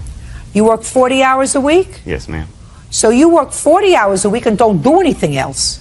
You've got a girlfriend who works 30 hours a week and goes to school full-time, so you should have been pretty wide awake on the 31st. I don't see what you needed to go to sleep for at 10 o'clock at night. You have no case, sir. He is not obligated to risk his security deposit because you decided you needed an early nap. He secured your stuff as best as he possibly could. If it was ruined by the rain, that's your problem. You should have had it out by May 31st. You owe him $440 for security deposit because you lived like pigs, then you have to pay for that. Goodbye. Employees are excused. You may step out. Kim and Lon Weishart say Kim's son, Ralph Smith, owes for the balance on a truck he totaled. Whose son is he? My son. Well, we have a son and we have a stepson. That's my son, his stepson. How long have the two of you been married? 15 years in September. And how old are you? 23. How long have you been together? 16 years. So you were a little boy, so I can understand when you said he's ours. According to your complaint, you co-signed a car for him. Yes, ma'am. Is that right? Yes, ma'am. How old were you when they co-signed for this car loan? 20. You don't have to reach in. This modern technology will actually pick up your voice if you stand straight. Now, the agreement that you had with your parents was that you were going to make the payments on the car. Is that right? For the first year. I'm going to get back to your year agreement in 1 second because that sounds sort of interesting. In any event, what happened was he made sporadic payments on the car, and then he totaled the car. So what actually happened was we co-signed for the truck for him. He was doing very well at that time. They had just had their son, bought a new home, had a good job, and was doing very well. So we co-signed. He totaled the car, and you're making payments on it, on the loan. That's correct. Now, you want him to take over those payments. That's what the case is about. right? Yes, about paying his truck payments. Right. They co-signed the car, and you're going to convince me, sir, why I should believe that you only agreed to make the payments for the first year. Yes, I am. And I tell you, I am all ears. Okay, first, my parents flew into Tennessee from Texas, and he asked me, did we want to go out and look at trucks? Because my car seat wouldn't fit in my car, really, for my child, and his golf clubs wouldn't fit in there. So anyway, we go to look at cars, and he's saying he likes this truck and asked me if I like it. And I say, yeah, I like it, you know. And he's telling me how I need a truck for my car seat, for his golf clubs, for when they come into town, they can drive it, and I could drive it while they weren't in town. Keep going. Come on. That's it. I paid the first year's payments. I had money saved up from income taxes, and I told him I could make the first year's payment, and he said, don't worry about it, we'll make the rest. How many vehicles do you have? 2. One for you and one for? Them. One for them? Yeah, the wrecked one. Oh, we're not talking about the truck. How many vehicles did you have at the time that you were making the payments? I had one before the truck, including the truck too. And what did you do with the second one? I sold it so I could put the money down for the truck. Good. And did you put the money down for the truck? Yes, I did. How much? $1,000. Were you supposed to keep the insurance on the truck? Yes, I was. Did you do that? No. Why not? Because I canceled it about 3 weeks before I had the accident. Why? Because I had bought a new house, and I'd rather have my house than my truck, so I can at least sleep in it. Well, that was ridiculous. You don't drive a car without insurance. What would happen if you hit somebody and really hurt them? I would be in trouble. Right. And what do you think is going to happen to you today because you didn't have insurance? I don't know. I guess that's up to you. You're right. So we have pictures of the truck. We also have a copy of the loan agreement and then where we paid the truck payments from our checking, if you would like to see any of those. I also have some evidence also. They had co-signed for the car that I had sold. That's what I also had told him. That car ran fine. I didn't need another vehicle, but... You just told me that the car seat for your baby didn't fit in your car. It did. He said it didn't fit good No, enough. you told me it didn't fit. It fit. I mean, we had to drive him around for a few months before then, so he had to fit somehow. Not necessarily. Well, you think we rode down the road with him in our lap? Yes, I do. Okay. Your Honor, that was casual conversation when we came in to visit into town. We were going somewhere, and he was struggling to get the car seat in the car. And that's when I said, wow, you just need to go get a new vehicle. You know, I recommended getting a truck with an extended cab as well so that it could put the baby seat in and out of the truck easily. Who did you... Pile of rocks. Were you drunk? No. Did you fall asleep? No. It's the first time I had been down this road, and we were going to where we live. Well, a pile of rocks doesn't move, sir. This is a lot of damage to do on the car. It was summer, and the trees were sprung out, obviously, and they have a stop sign, ahead sign, and it's only about 3 feet before the stop sign. With the trees bloomed out, you couldn't really see it at nighttime, so I went to stop. And so whose fault do you think that is? Mine. I have the car anyway, like I was saying, that I had before. They co-signed for it. I paid every payment on it. I had 1 year lease, and I paid it off in 10 months. Well, sure. You know why? Because you still have it. Why would I not pay the truck if... Because of something that you just told me, sir, which was that you wrecked it. And you wrecked it at a time when you had no insurance on it, and you didn't have insurance on it because you chose to put money into your house rather than pay your car insurance. That's why you didn't pay them. That's the difference. Did I just answer your question? No. Well, I think I answered it. You may not like the answer, but I answered it. That's not why I didn't pay the payments. I did not pay the payments because I was only supposed to pay 1 year, and that's what No, did you make any payments, sir, after you totaled the truck? No, I didn't, because my Did you make payments before you totaled the truck? Yes, I did. But it was 1 year, and it had just so happened that... You mean just serendipitously? You wrecked the truck on the first year anniversary. That was serendipitous. It was a month after. It was a month after he wrecked it. And Your Honor, for that month of May, which made it up to a year, he didn't make that payment either. He was having a hard time at home with his family. They weren't getting along too well. Why weren't you getting along too well with your family? Because we were pinched for money. That's why I had to cancel my insurance. We wasn't making bills. We were stressed out. Well, that's unfortunate. Did you buy a house that was too much for you? No, I did not. I bought a truck that was too much for me for 1 year, I guess, and didn't pay the insurance. No, because if you were stressed out, then you're stressed out over more than just a truck payment. Exactly. Then what you do is say, listen, I have to sell this truck, and I have to buy transportation because we need transportation, but I can't afford this truck. You don't just stop paying. Does your wife work? Yes, she does. And you work? Yes, I do. How much do you earn? $390 a week.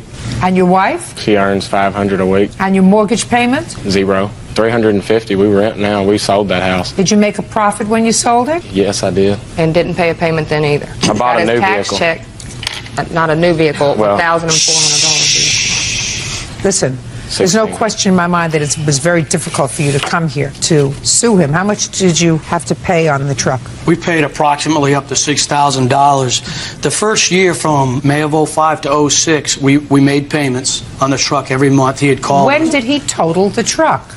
in June of 05. So where have you been the last 2 years? Well, it's kind of hard. I mean, you know, you love your children and you want what's best for them and you try to help them. And we had told him a couple times down the road, you know, when we felt like him and Susie were getting their lives together, that, hey, don't worry about paying us what you owe us on the truck. Just start paying the payments now and we'll wipe the slate clean if you start paying the payments. And we've done that a couple of times for him. 4. And he always says that he'll pay, and then when that month rolls around, he doesn't. So, and it's hard for a parent to take their child. I don't say that. I never said I'd pay a payment after that year. Oh, sure you did. It's ridiculous to I think did not say otherwise. that. Ridiculous to say otherwise. So the total amount of the payments was $13,263. Is that right? And he paid a year's worth. He paid a year's worth. And that's well, just from short of 04. 1 I month. got right here what I paid. It was Where is actually the 11 truck? months. Where is the truck now? It was totaled? It's sitting in my sister's driveway, In her yard. her yard. Where did you get this figure of $3,696 from? Well, this is why, Your Honor, from May of 05 when we started making the payments, he called us at the end of May and said, look, I'm not going to be able to make May's payment. And we said, all right, we'll help you out. By the time it was ready to make that payment, June had rolled in and we said, okay, we'll make June for you as well. So there was 2 months because we know they were struggling a little bit. And shortly after, he wrecked his truck. He totaled it. You know, he told us a few days later that he totaled it and that he had been drinking, so. I want to know where you get the $3,696. Get there. Well, get there faster. Okay. It's $221.05 a month. There were a few months that he said that he was going to make the payment, did not make the payment, so It's not there's late true. fees and things like that added on to that. So from the time that he wrecked the truck, which was June of 05. 05. Yes, ma'am. It was July 1st. And it may be in July 1st. The end of June, maybe July 1st. But Go ahead. So anyways, from that point on, Your Honor, that's where we came up with the figure. Got it. I have all my paperwork for the payments. I was only supposed to make 1 year's payment. I have them, and I have the paperwork where they co-signed before, and I made every payment and even paid it I off believe 2 you months made every payment. You also have the car. I don't have the car. It's sold.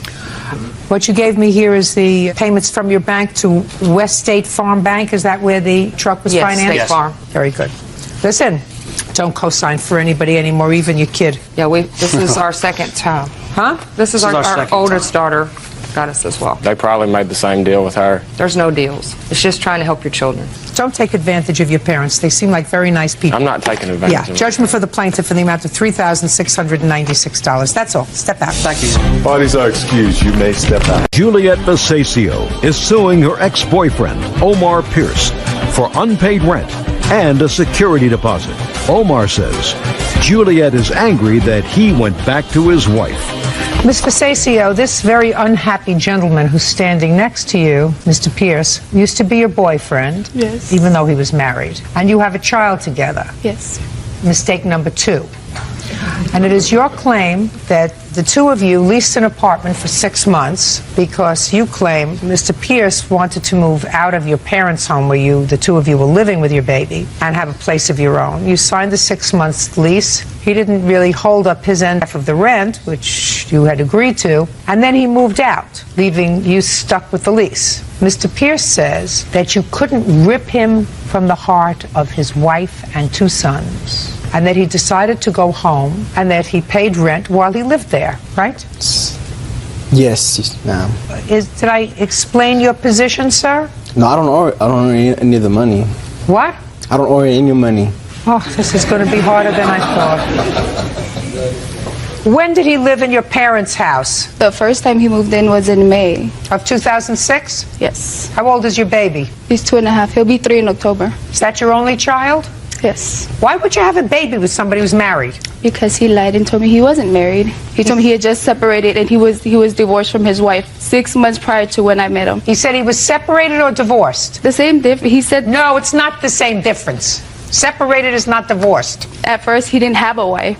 I would have never went with him if he told me that he was married. And when did he finally tell you he was married? He never did. He never told me that he was married. I had to find out from his wife that he was married. And it was after I had my son. Was he living with you? No, he wasn't. Why wasn't he living with you? I don't know. Did you ask him why we're not living together? No. Did you ask him why we're not married? No, he knows that I wouldn't want to marry him. I told him, I don't want to get married. Why do I need to get married? If I live with somebody, why would I need to get married? Well, why if you're fighting with somebody? You're right, you shouldn't marry somebody you're fighting with, right?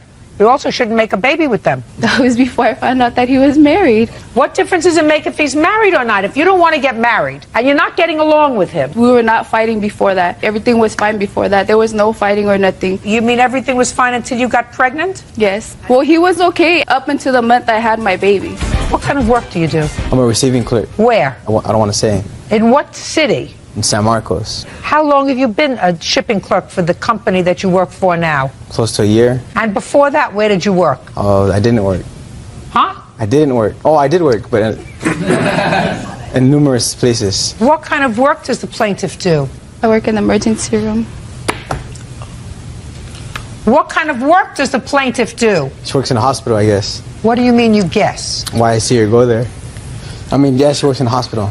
Excuse me, I don't want to be... Yeah, don't be a smart aleck, sir. You know, you're having trouble just keeping your head above water here. And what prompted you to decide to get an apartment with him? Because now you're living with your parents and your son, right? Everything is nice. The baby has some stability, live at home, so he's got grandparents, nice. Now you know he's married. And he says, let's get an apartment together. He's the father of my child. I'm going to give him a chance. If I'm going to want him in my son's life, I'm going to give him that chance. He told me that he was in the process already of divorcing his wife. 2 weeks before we signed our lease, before we were going to move in together, he told me that his divorce was going to be final. That obviously So you was signed not the true. lease. Can I see the lease, please? Yes, you may.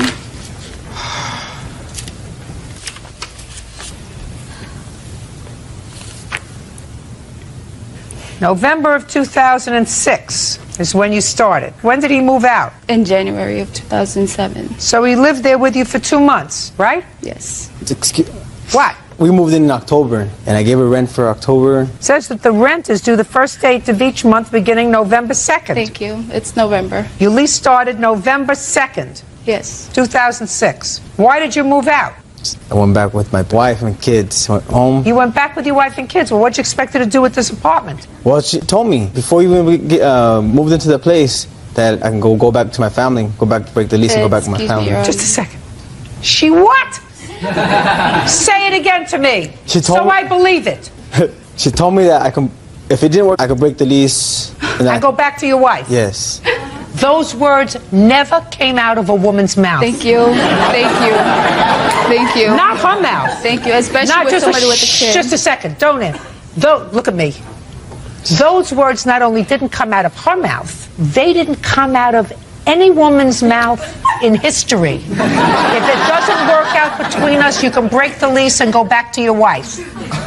Yeah, because she knew how I felt about my wife and her.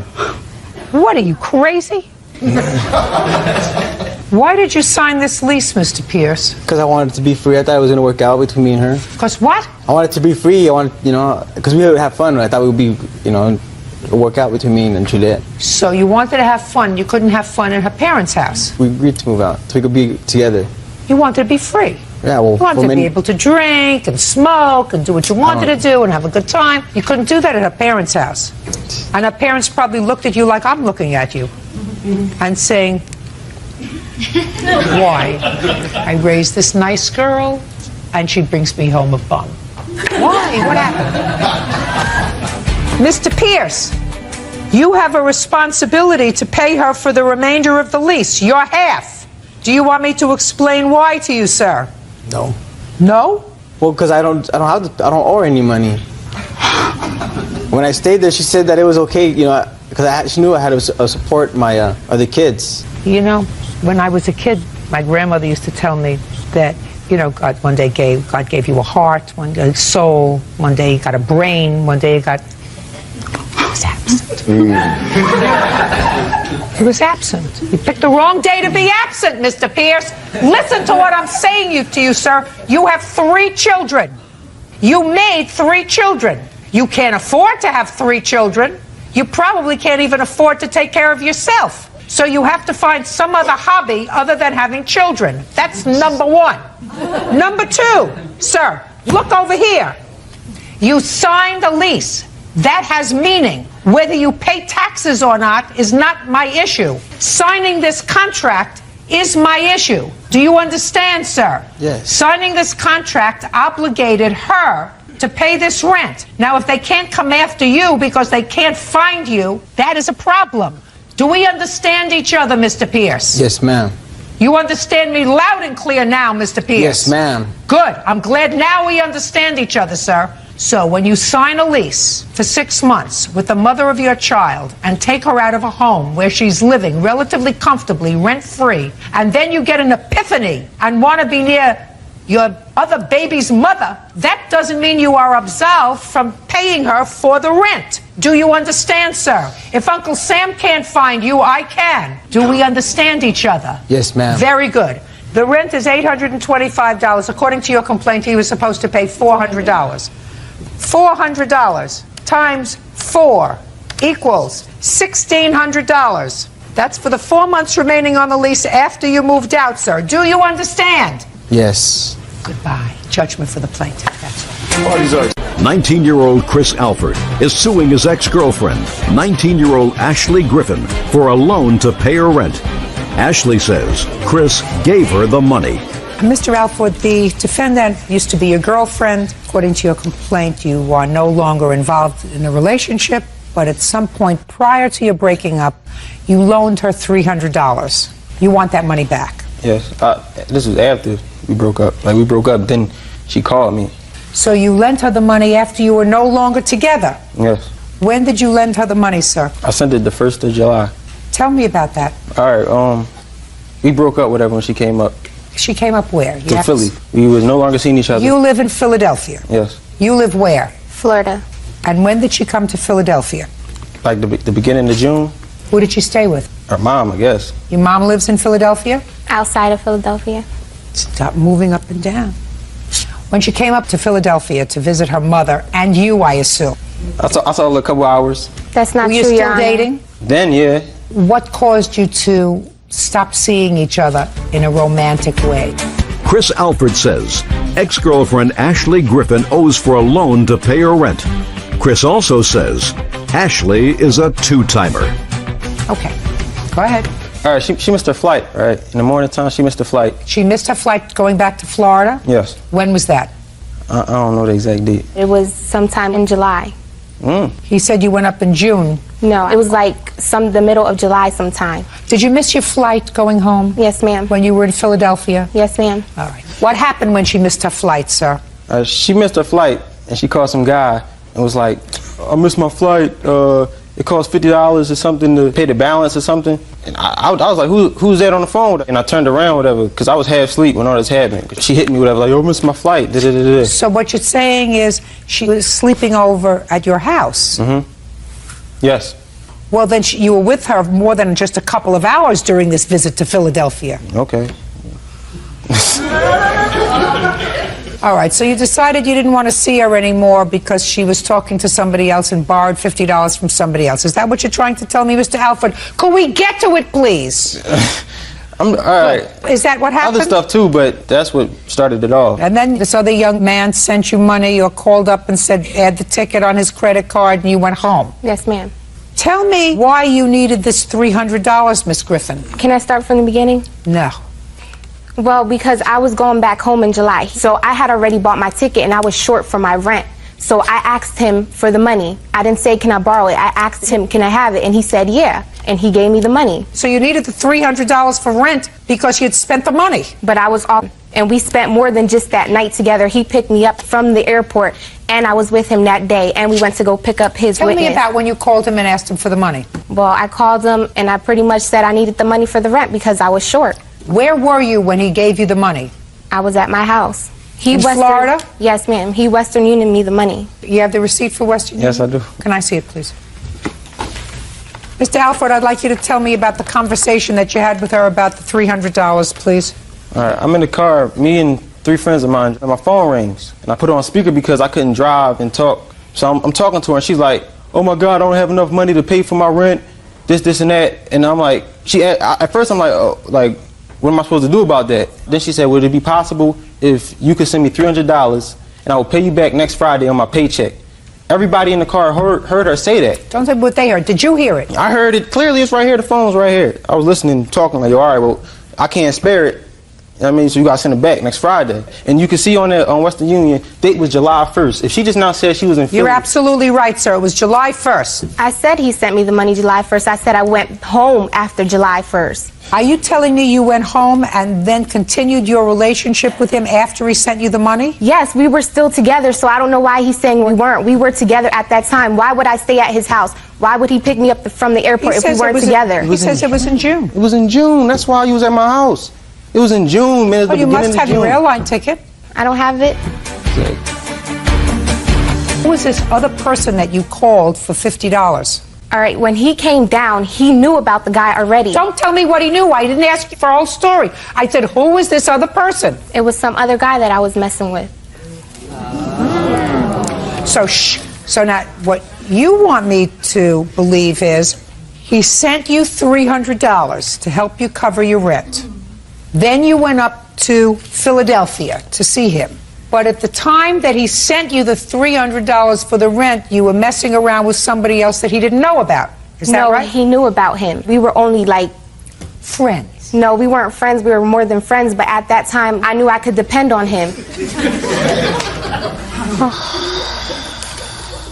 You have to learn that you have to stand on your own 2 feet. You have to stop relying on people, and you have to stop using people. Do you understand? Yes, ma'am. Good. Judgment for the plaintiff in the amount of $300. That's all. Thank you. All right, are excused. You may step out. Bridget Johnson claims ex-boyfriend Robert Jones owes for an assault and for funeral costs for their child. Robert claims the deceased child wasn't his.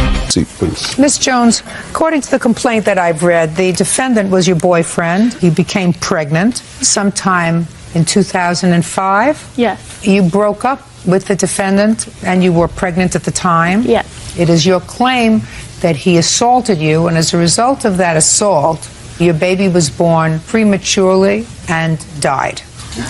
You want the defendant to pay for half of the baby's funeral expenses and damages for the assault. Yes. Mr. Jones says that you were the one who assaulted him, as a matter of fact, on the day that you broke up, that he never agreed to pay for the child's funeral expenses. As a matter of fact, he wasn't even positive that the child was his and told you that he had wanted a blood test before he assumed responsibility of the baby. That's your defense? Yes, it is. Okay. When did you become pregnant, Miss Johnson? I found out I was pregnant July 22nd. Of what year? 2005. And were you living with Mr. Jones at the time? Robert was staying with me along with his son because he was having arguments with his mother. Did you move in with her in July or before that time? I'll be staying over, you know. You were staying over? Yeah. Okay. And when did you break up? November 20th as a result of the assault. Just listen to me. Had he slept at the house the night before? Yes. And the night before that? Yes. So tell me what happened on November the 20th. November the 20th, I received a phone call from Rob at about 3 o'clock in the morning. Well, then he hadn't been at your house 3 o'clock in the morning. No, he was at the bars. He would frequently go to the bars and then come over to my house afterwards. And he had called me at 3 o'clock in the morning stating that he was going to come over. I ran downstairs and unlocked the door like I would usually do, and he didn't come in.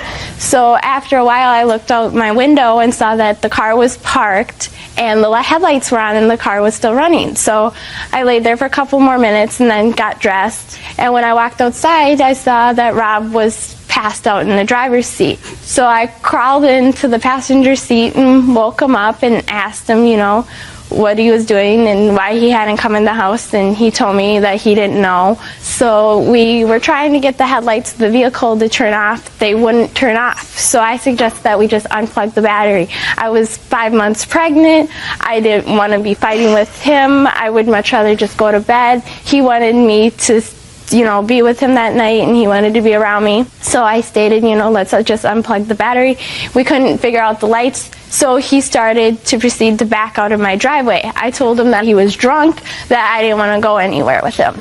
And he wasn't listening to me, so I leaned over and smacked him in the face. I went like this to the front of his face. He then looked at me, told me to do that again, and I looked at him and said, "What did you mean?" And the next thing I knew, he punched me in my face. So first you punched him and then he punched you? Yeah, I didn't punch him. Just a second. So first you punched him. Yes. And then he punched you. Yes.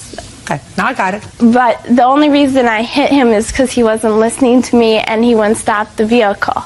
I got you. So then my He nose... wasn't listening to you. Yes. Why don't you just take the keys out of the ignition? I didn't think of that. Shouldn't have gotten in the car in the first place. I shouldn't have told him to come over that evening. That's also correct. Knowing that he was drunk. That is also correct. Yes, Okay, I agree. keep going. I realized that my nose was bleeding very, very badly. So I opened the car door and I half jumped out of the car, and he kind of gave me a little push along with it because he was laughing at the time. And I ran in the house and proceeded to call my mother first. And so you weren't too far from where the house was? No, I live on the second house at the corner of the block, and we were at the corner of the block. Keep going. I called my brother and he took me to the emergency room. And what did they do for you there? I first saw a police officer and they went to arrest Rob. That doesn't answer my question. What did they do for you in the emergency room? At the emergency room, they took x-rays of my face, and I was having a sharp pain that was shooting from my back to my stomach. So then I was told that I had to go up to the maternity floor for monitoring on the baby. And that was in November? Yes. And when was the baby born? The baby was born in February. February what? 7th. How much did she weigh? She weighed 2 pounds, 2 ounces. And when did she pass away?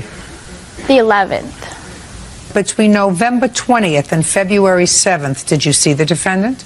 I saw him at the court dates. Other than that? No, because there was a court order for him to not be within 1,000 feet of me. Now, when did you have this conversation with him with regard to paying for the baby's funeral expenses? Okay, the first conversation I had with Robert was when he called me in late June after Father's Day. And I said, well, I kind of need money, we should be paying for her gravestone, and I have funeral expenses that I couldn't get a grant from the state from everything. And he told me that he would get me $200 in August, and that him and his mother could save that together. I then called him on August 24th, and he told me he didn't have the money. So I said that I would pay the rest of it and that he could just pay me back. And he proceeded to say that that was fine. The next time I spoke to Robert was on September 17th when he called me and asked me if I wanted to go fishing with him with him. So I said, yeah, that I would go fishing because I wanted to speak to him about, the money. Don't tell me why. You agreed to go fishing with him? Yes. I knew Is that. this the first time you had seen him other than the courthouse? Listen No. to me. No.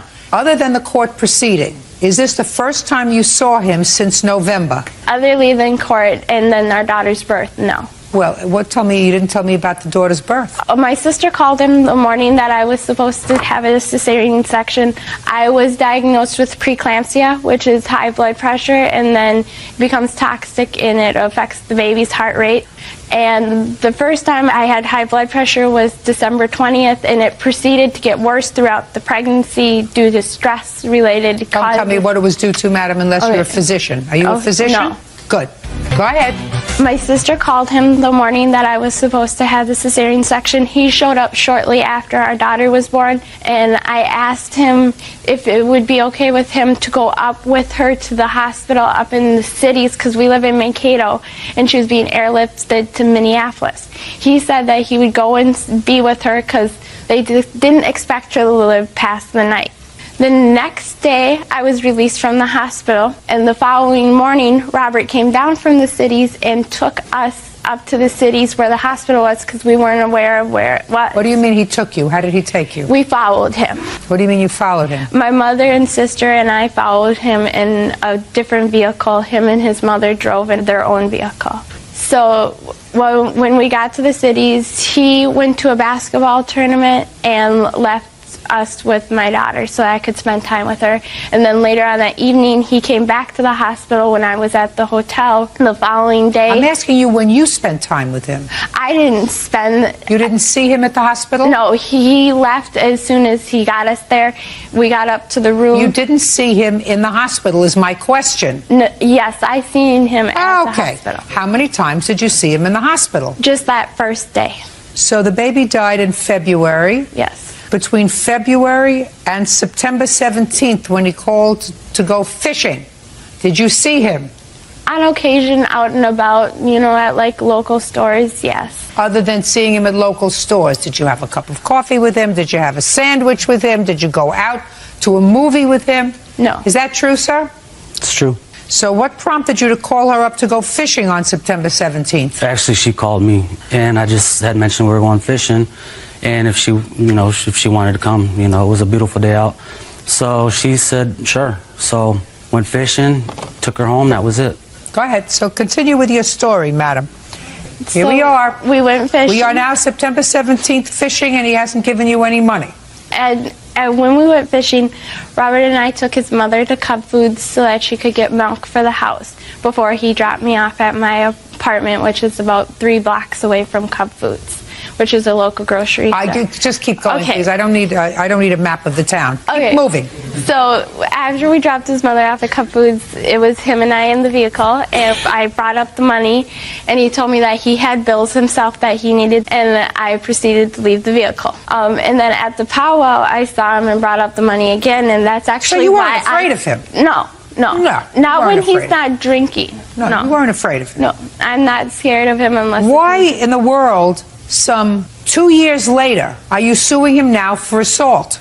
I just think that he owes me the money. I was emotionally distraught from the loss of my daughter. I want to know why you didn't sue him before you went fishing with him. I didn't want to go through the court proceedings. Well, what prompted you now to go through a court proceeding to sue him for a punch that happened 2 years ago? The fact that he won't pay for our daughter's funeral expenses. Did he ever tell you that he wasn't sure that the baby was his? No, he never told me that. And if he didn't think that the baby was his, why would he go up to the cities and sit with her? I don't know. I'm going to find out. Tell me what happened on November 20th, Mr. Jones. Okay, I had broken up with her earlier that day because she was real emotional, and she was kind of abusive towards me. You know, she would hit me in my chest or whatever. Kind of, she did it like she knew because I wouldn't hit her, and she knew that, you know, I'm not a violent person. I never hit a female ever in my life, and I broke up with her earlier that day. Well, tell me about breaking up with her earlier that day. I was actually going to play ball with my friends, which I always did, and she kind of like got emotional and started, you know, kind of like crying. No, she cried a lot. Kind of like, if you remembered what she said, if you remember as closely to what happened, please. Well, we weren't getting along before this either, so on that day, I told her that it was over. Is that right, madam? No. Before he went out to the bar that night, because clearly you had to unlock the door because you would lock the door, so clearly he wasn't living with you at that moment. Did he discuss with you earlier in the day on November 20th that he was not happy with the relationship? No, he had never once tried to or attempted to tell me that he was not happy in our relationship. Okay, keep going. Okay, and so I called her and told her that I was going to come get my things. What time? This was at like about 2:30. In the morning? In the morning. You crazy? Why would you call at 2:30 in the morning to say you were getting your things? The bar was like right by her place. So you had been in the bar, Mr. Jones? Yeah. Yeah. And I wasn't all like how she made it out to be. I don't care whether you were all that. This is not an appropriate thing to do. Yep, to go 2:30 in the morning, to go while you're slightly inebriated, to get behind the wheel of a car and go anywhere to settle anything. Yep. You're supposed to wait until the morning. Okay, so I went and grabbed tried to grab my things. I told her that, I just came to get my things and that it was over, and she kind of got mad because she didn't want to never break it off anyways. And prior to this, she had injured herself twice at work to get my attention. She would, I'm at the emergency room, come down. And she, according to her, was in a car accident that rolled or whatever. This is all her stories, and I never had proof of anything, so. How many times did you go to the emergency room with her prior to November 20th? Just the day this kid was born. But after she had gotten pregnant, she told me that, just weeks after I found out, she said that we got into an argument She said she's early enough in her pregnancy where she can say somebody else is the father. And I said, well, how do I know that's not what you're doing to me? And I tried going to her first doctor's appointment, and she left me sitting out in the lobby. Okay, got it. Did you ever tell her that you and your mother could save up $200 until August? Yes, I did. And that you would give her $200? Yeah, I said that basically so she would just, you know, I just don't care why you said it. yeah. Did you tell her that? Yes, I did. Now, let's get back to November 20th. You said you were coming to pick up your things 2:30 in the morning. Yep. 2:30 in the morning you got there, and? She opened the door and she didn't want me in. And I wasn't going to barge in because that's not how I am. Fine, so? So she basically hit me in my eye because I told her I wanted my things and it was over. And she hit me in my eye, closed the door, looked out the window, and I said, that's fine. That's the last time you'll ever hit me. And I walked all, her sister actually dropped him off at my work. Is what you're telling me that she never got into your car? She never did. All right, I'd like to see the police report, please. Yes, and I have pictures. I'd like to see the police report, please. If I could say something, too, there was never even a police weren't even there. Sir, you pled guilty to 5th-degree assault, according to the plaintiff. Yeah, I did. Okay, so? All right, so you told the police that he doesn't live with you. That's what you told the police. I told the police that he was staying at his mother's house. You told the police that you do not live together and that he stays on and off, but he lives with his mother. Who are you? Robert Armando's mother. Stand up, please. Your last name is? Jones. Miss Jones, you told the police when they came to your house on November the 20th to go downstairs and get your son. Is that right? Right. You told him to go downstairs and get your son because he came home drunk. Right. And he was passed out on the couch. Right. Right. And you, sir, when you were questioned by the police, you were so drunk that you denied even being over at your girlfriend's house. Yeah, well, yeah. You know, Mr. Jones, there is absolutely no indication here, nor, I assume, do you have any medical testimony that would indicate a correlation between your baby's death 2 months after you got this black eye, because that's what it was, and the baby's illness. No. No. So what you're suing him for is for the simple assault of giving you a black eye and the $200 he promised you for the baby's headstone. He's not responsible with regard to any of the other baby's expenses because there is no indication that this is in fact his child. In order to do that, you either have to be married, which you are not, or you have to have a blood test, which would establish that he's the father. Then he would be responsible for half of any unrecovered expenses for the child. Since you don't have that, the only thing that you have to sue him on is his agreement that he would pay you $200 towards the child's headstone, which was really gratuitous, but he promised he would. You relied on that.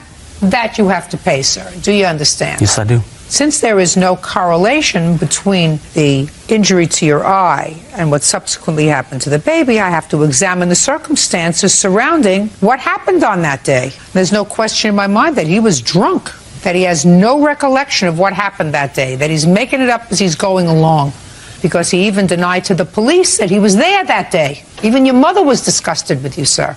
Is that a fair statement, Miss Jones? Right. Okay. Now, you pled guilty to assaulting her, sir. Yes, I did. And you received probation? Nope, I just got a $500 fine. No, he was placed on probation for 1 year. Sir, you better start remembering things that happened to you. I never was. I was supposed to get a probation officer. I never did. I don't care whether you were supposed to, whether they never followed through and gave you a probation officer. Maybe you forgot. But if you were supposed to get a probation officer, it wasn't because they were giving you a probation officer for your birthday. They were giving you a probation officer because you were on probation. You have to learn, Mr. Jones, that there are consequences. However, Ms. Johnson, you don't get any awards for being the brightest bulb in the pack. When you're 5 months pregnant and your boyfriend calls 3 o'clock in the morning and says, I'm at a bar and I'm coming over, you lock your door and you keep it closed. You don't go outside to try to figure out how to get the lights off and disconnect his battery. Yeah. And you don't punch him in the face. But he started the problem by coming over there in the first place, which was really very stupid. And that, Mr. Jones, is going to cost you $500. So I'm issuing a judgment in the amount of $700, $200 for the baby's headstone and $500 for this 2-year-old assault. Thank you very much. That's all. Damian Cecere says he helped friend Amy Brown with a loan to get started in a vitamin selling business. Damian claims Amy has yet to pay him back.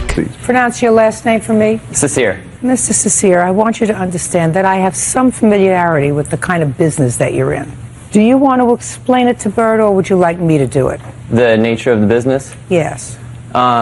Essentially, I have my friend Ronald here who has been in the business for 12 years, and he... Ronald doesn't have to explain it. Okay. I'm going to, in very simplistic terms, explain it to Bert. You tell me if I'm wrong. All right. Simple. You have this vitamin bottle, because that's what they sell, vitamins. Mm-hmm. And Ronald, that's this guy over here, he's been in the business 12 years. Mm-hmm. He sometimes sells these vitamins. But what he does mostly is get other people under him who sell vitamins. And depending upon at what level they buy in, they could buy in with $500 or $1,000 or $2,000, they get product. He brings him in.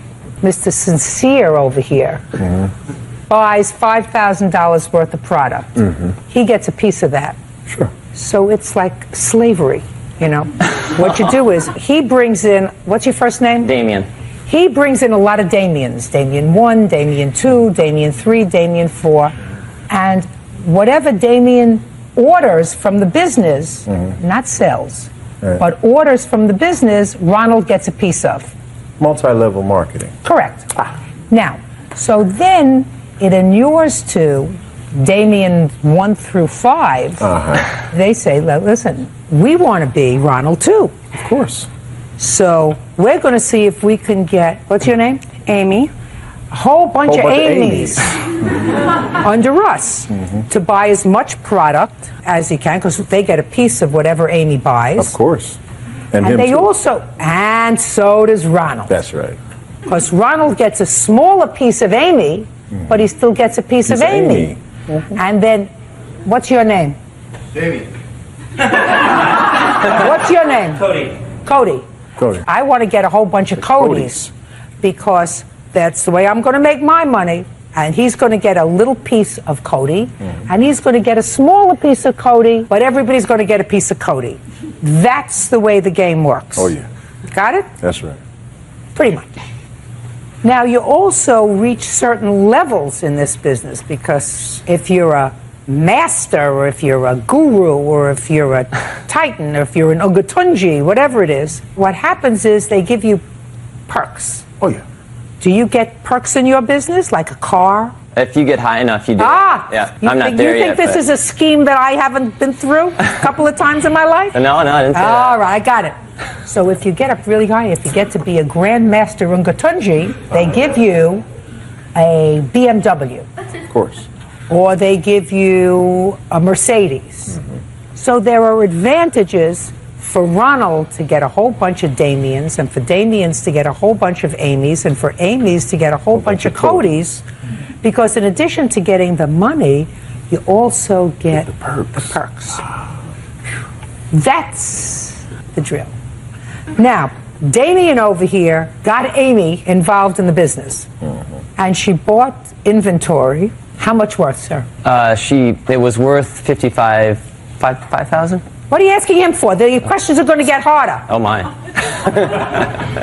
I think it was worth about $5,000, and he actually put up $3,300. Okay, but you put up the money for her. Yes, I did. On your credit card. Yes, I did. Because you were hoping that she was going to do well in the business, and she wasn't such a good salesperson. And she couldn't find a Cody. If she killed herself, she couldn't find a Cody. So you ended up getting stiffed for your money. Correct. And she sent back some of her product. Right, some of it. But you want, because you're stuck with the bill now, because you're not a Grandmaster Ogatunji yet. Right. There isn't any such thing as a There may be, I'm Grandmaster not that high Ogatunji, up. right? Yeah. Yeah, I sort of made that up because it sounded funny. So you want her to pay you the money. Miss Brown says you gave her all kinds of sales pitch. You told her she was going to make a fortune, that there were Codys floating around under every rock, that she was going to be able to sell these vitamins, that they were the greatest thing since sliced bread.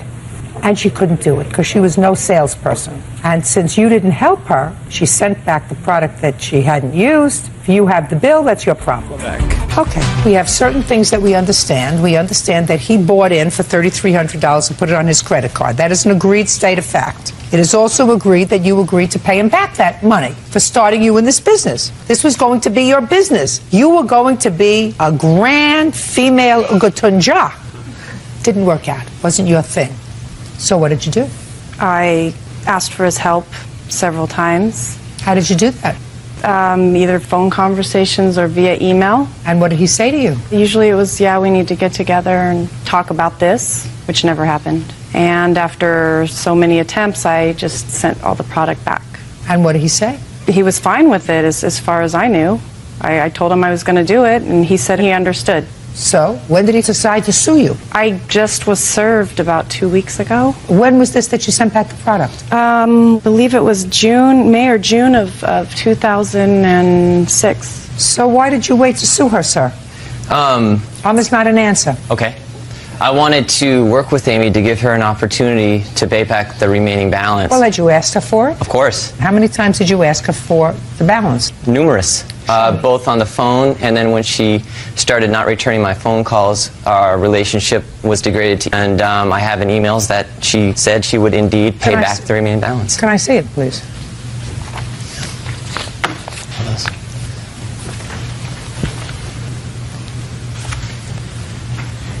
May I say something else, Your Honor? Yes. I absolutely did make every attempt to not only talk to Amy on the phone, but to get together with her, to involve her in opportunity meetings. Ronald also met her in Anaheim for a meeting. I feel like we put forth a very fair and aggressive effort to assist her with this.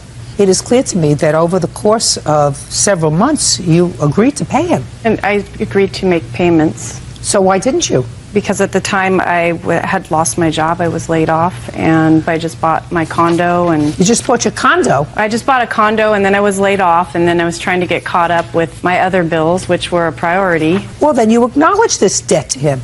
A portion of it. Well, which portion of it, madam? I agreed to, he had agreed to help me with. Listen, we're beyond that. We had agreed to help you. Now I have emails where you clearly acknowledge the debt, which belies what you told me, that he breached his contract to help you, which is why you don't have to pay him. So now we know that you agreed to pay him. So I'm asking you why. Is it because you bought a condo? No, the condo was prior to even meeting him. Well, so what does that have to do with paying him back? Well, no, I had been laid off, and that's when I met him, and he convinced me to do this so that I could make money. Then it didn't work out, and you returned the product, and you still said, I'm going to pay you. So what stopped you? Well, I didn't agree with the amounts that he was saying I owed him. Well, how much do you say you owe him? That's where I started 5 minutes ago. Okay, I believe I owe him maybe $1,000 just based on the portions of it that I was able to sell. Well, how much did you sell? Maybe a couple $100 worth to just... Where are your records? There's no record. I mean, you sell the container to people for cash. What do you mean, you sell it for cash and then you don't report it to anybody? Not even the government? How do you expect to pay your taxes? Well, I don't know. This is something he was supposed to help me with. He's not supposed to help you with that. This is your business. Well, this is what he promised to help me with. I have the emails where he stated he promised to help me as well. How much product? $3,300. How much product did she send back? She returned $699.30, which was credited to my credit card. And she gave me a personal check for $300. And you cashed it? Of course. Good. Also, Your Honor, originally I gave Amy a can, 2 cans of product, which I said you can pay me back for. Just give me the same cans once you get your order, and she never did. So I had added that in as well. You're going to have to live with that, sir. Damien. Okay. So she returned $700 worth of product, bringing it down to $2,600, and she gave you $300, leaving a grand total of $2,300.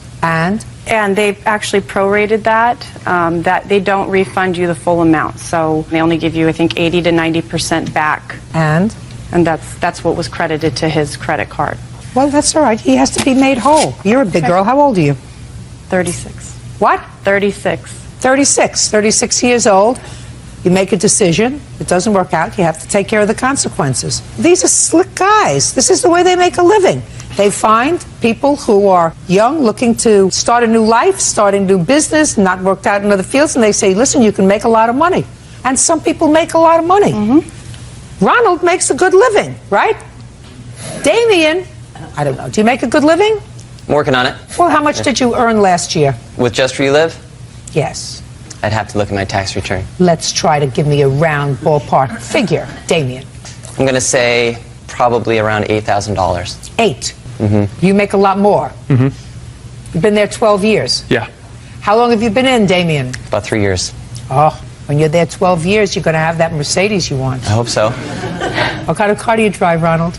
I drove a BMW. Now. Can I say something? Sure. The business has a 1-year money-back guarantee. So at any point, she could have returned the product and got 90% of her money back. The business isn't designed for people to fail. If they don't want to do it, if they get a new job, that's okay.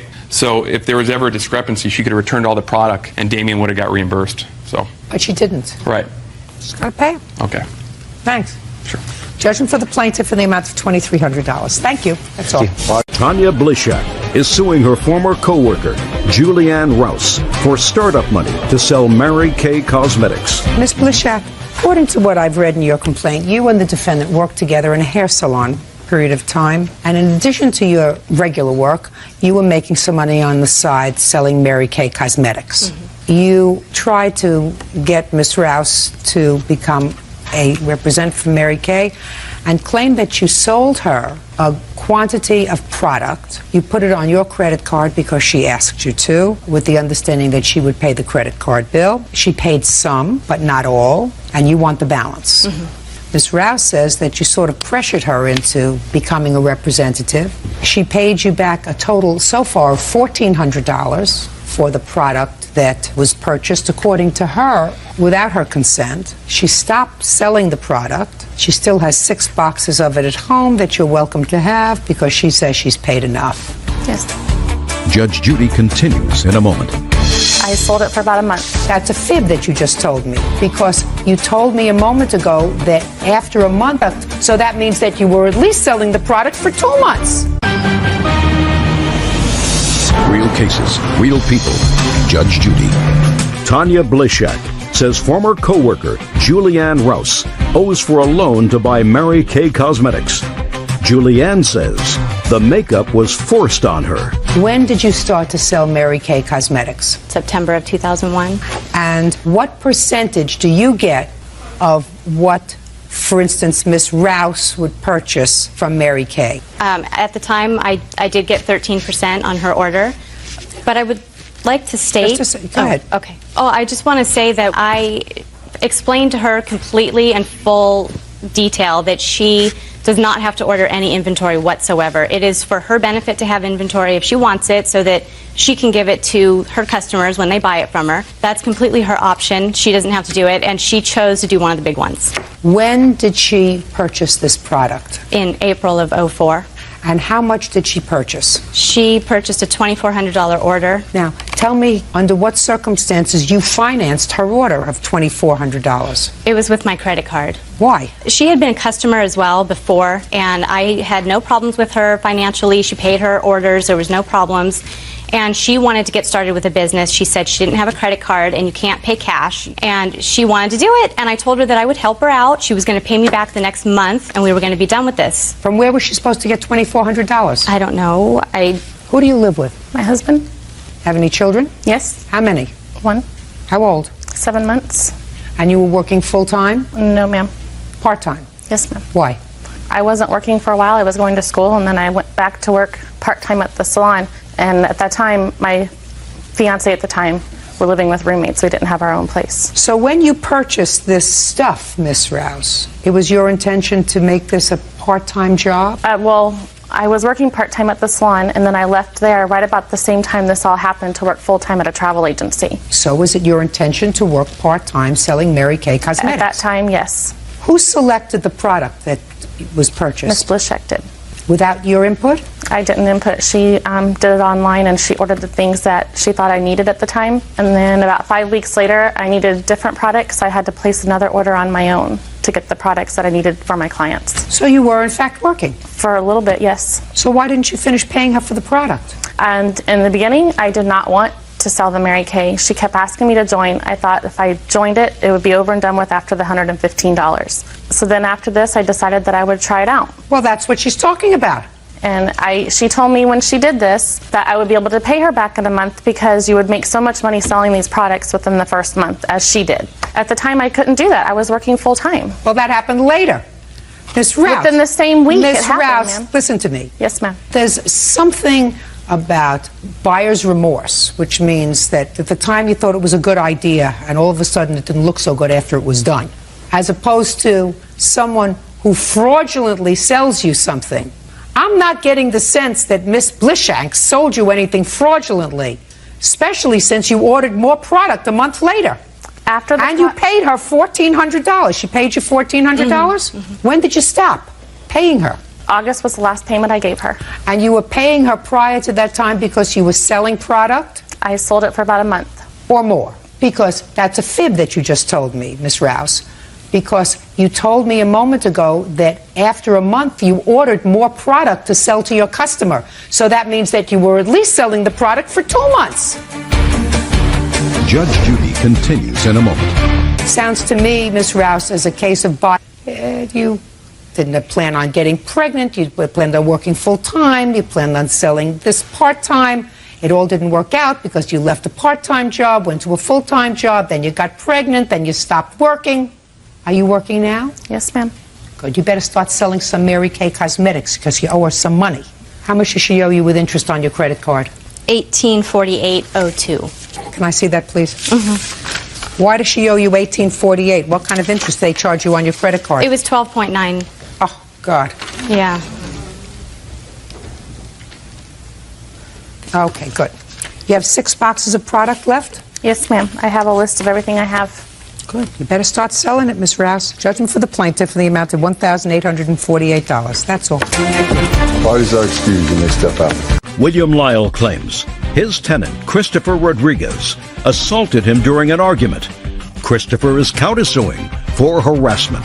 Mr. Lyle, it is your complaint that the defendant, who is a tenant of yours, assaulted you. You want your medical bills paid. You want damages for pain and suffering. Mr. Rodriguez says that you precipitated this altercation and that you tried to have him evicted and you had no basis for that. What kind of unit do you rent to Mr. Rodriguez, Mr. Lyle? Your Honor, one-bedroom apartment. How many units are in the building? There is 4 units in this building. When did you lease him the apartment?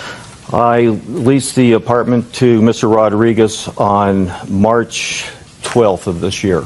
And what's the term of the lease? It's a 1-year lease, Your Honor. Could you tell me the date of this altercation? The altercation was on March 26th. Tell me what happened. On March 26th, I responded to Mr. Rodriguez's apartment where there had been a plumbing problem. Is that correct so far? You had a plumbing problem on March 26th? Yes, that I... The answer is either yes or no. You had a plumbing problem. Yes, I did. And you reported the plumbing problem? To the apartment manager. And did the apartment manager see to it that a plumber arrived at your premises? Were you present when the plumber arrived? Yes, and those are the only 2 people that Just answer my question. Okay. You were present when the property manager arrived with the plumber? Yes. Okay, now continue, Mr. Lyle. I responded... On the 26th. To the apartment. Okay. Responding to the apartment, I observed, yes, there was a plumbing problem. And while I was standing there, I observed over in the front room area on a coffee table what appeared to me to be a bag of narcotics. What kind of narcotics? I believed it was marijuana. Okay, so you saw a bag of marijuana on a table. Yes. Go ahead. I walked over, seized the bag. Why? Because it was marijuana, and I didn't allow marijuana in my apartment complex. You can't do that, Mr. Lyle. You understand that you can't do that. You have no right to take any property out of his apartment. You may have the right to call the police and say, I see something in plain view, but you have no right to take any property out of his apartment. Similarly, if you walked into his apartment and you saw a gun or a rifle, you couldn't take that because he may have had a license for the gun. You have no right to take property. You can report it to the police, but you cannot resort to self-help. Okay. Okay, so you took the bag of marijuana, the suspected marijuana, which turned out to be marijuana, correct, sir? Yes. Okay, and what did you do with it?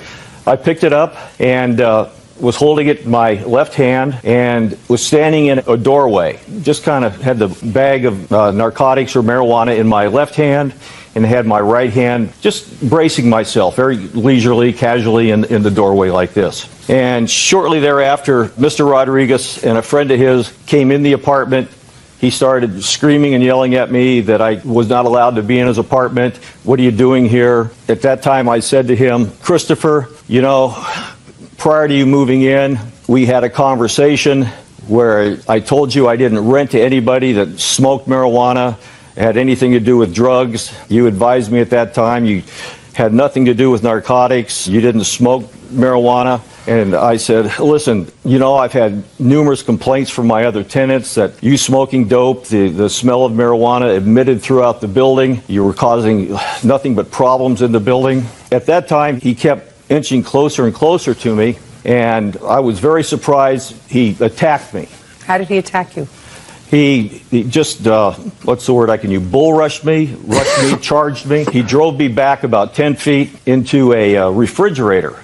And as he drove me back, he kind of turned me to the left a little, or to the right a little bit. And I either hit the refrigerator handle or the side of the refrigerator door. And I bounced off the refrigerator door, came back at him, landed on top of him, and I started yelling for my plumber, Kim, and my property manager, who was also in the building at that time, to come on out and help me.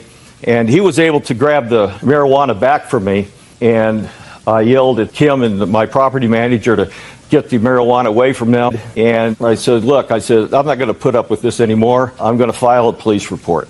So I took the bag of marijuana, left the location, went down and got in my car, backed it out of the parking spot. Where's the marijuana at this time? At that time, it's sitting on my passenger seat. All right, so you were stealing his property. That time you were stealing his property. I guess I was stealing his property, Your Honor. You were, Mr. Lyle, because I read Mr. Rodriguez's answer, and unless you are prepared to contradict that, Mr. Rodriguez says that he has a prescription for medical marijuana. That's what he says, and I assume that he's prepared to prove that to me today. Yes. So if he has a prescription for medical marijuana, even if he didn't have a prescription, you couldn't take it. But if he did have it lawfully, you were stealing property that he had in his lawful possession. And not only that, but you got your plumber to help you. I guess, Your Honor, we're just a couple of bad citizens. No, you're not a bad citizen, Mr. Lyle.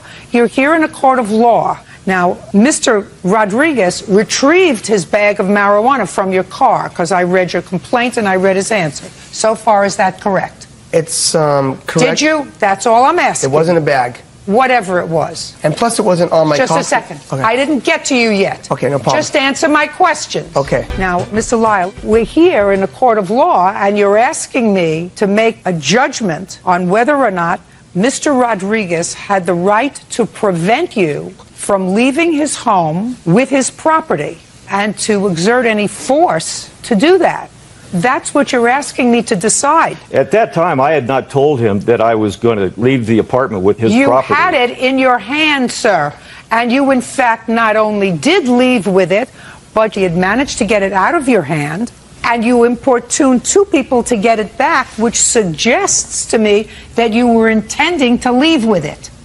So let's not play with each other, and I want you to understand something. I am very sympathetic from the perspective of a citizen, not a judge, but a citizen, that you have a 4-unit apartment complex, and I don't know whether you had complaints or not, but if Mr. Rodriguez has a prescription for medical marijuana and he smokes it in his apartment, and he may have other people that come over who have similar prescriptions that smoke in his apartment, that smell wafts all over a 4-unit apartment complex. And there might be people, I would be one of them, who would be incensed at that. I want you to understand that. I understand that, Your Honor. So don't give me that I'm just a bad citizen. I understand according that, to Your you. Honor. This is a legal place. And if Mr. Rodriguez can establish to me that he had a prescription for this, and of course he's going to tell me why he has a prescription for it, right? Yes. Then he had the right to stop you from stealing his property. And if he pushed you into the refrigerator, that's what he did to get his property back. And you called 2 other people to get the marijuana back from him. All very bad judgment, Mr. Lyle, on your part. Because if you're a landlord, if you have a tenant who's violating any conditions of the lease, you take him to court to have him evicted, which I assume you did. Yes, I did, Your Honor. And that was denied. Yes, it was, Your Honor. Well, that's unfortunate. So now, that's unfortunate for you, but that's what the law is. Yes. All right. You know, Your Honor, someplace, somewhere down the road of justice, somebody's got to hold this guy responsible for something. I've got a 4-unit building that he and his posse are holding hostage.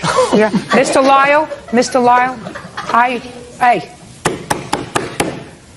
Mr. Rodriguez, look Excuse at me. me, Your Honor, excuse me. Look at me. Yes. You understand that I have a certain sympathetic ear towards what he's telling me. Yes, I do. I mean, I would like to be able to pick up the phone and call the other 3 tenants that are in the building and find out if any of them have complained to him because of the smell of your marijuana. It's not particularly relevant, but it bothers him that that kind of activity is going on in your home. He should have been more careful about who he rented to. Now, how long have you had a prescription for medical marijuana? I've had it since 2 years ago, but my new one is 1/30/09. That's the date of this statement. Because I'd like to see it, please.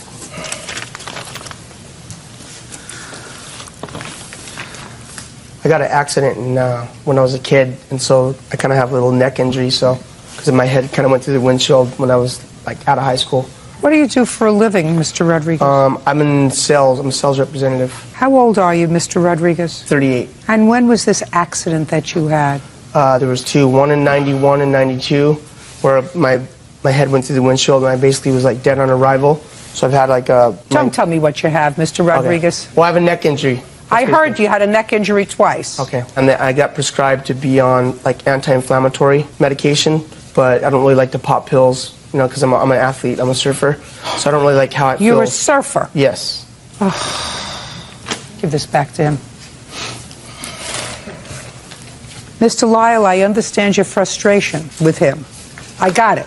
This serious life-threatening condition that he has is, in my judgment, and I'm not a medical professional, but for somebody who surfs as a hobby. Yeah. It was moving around.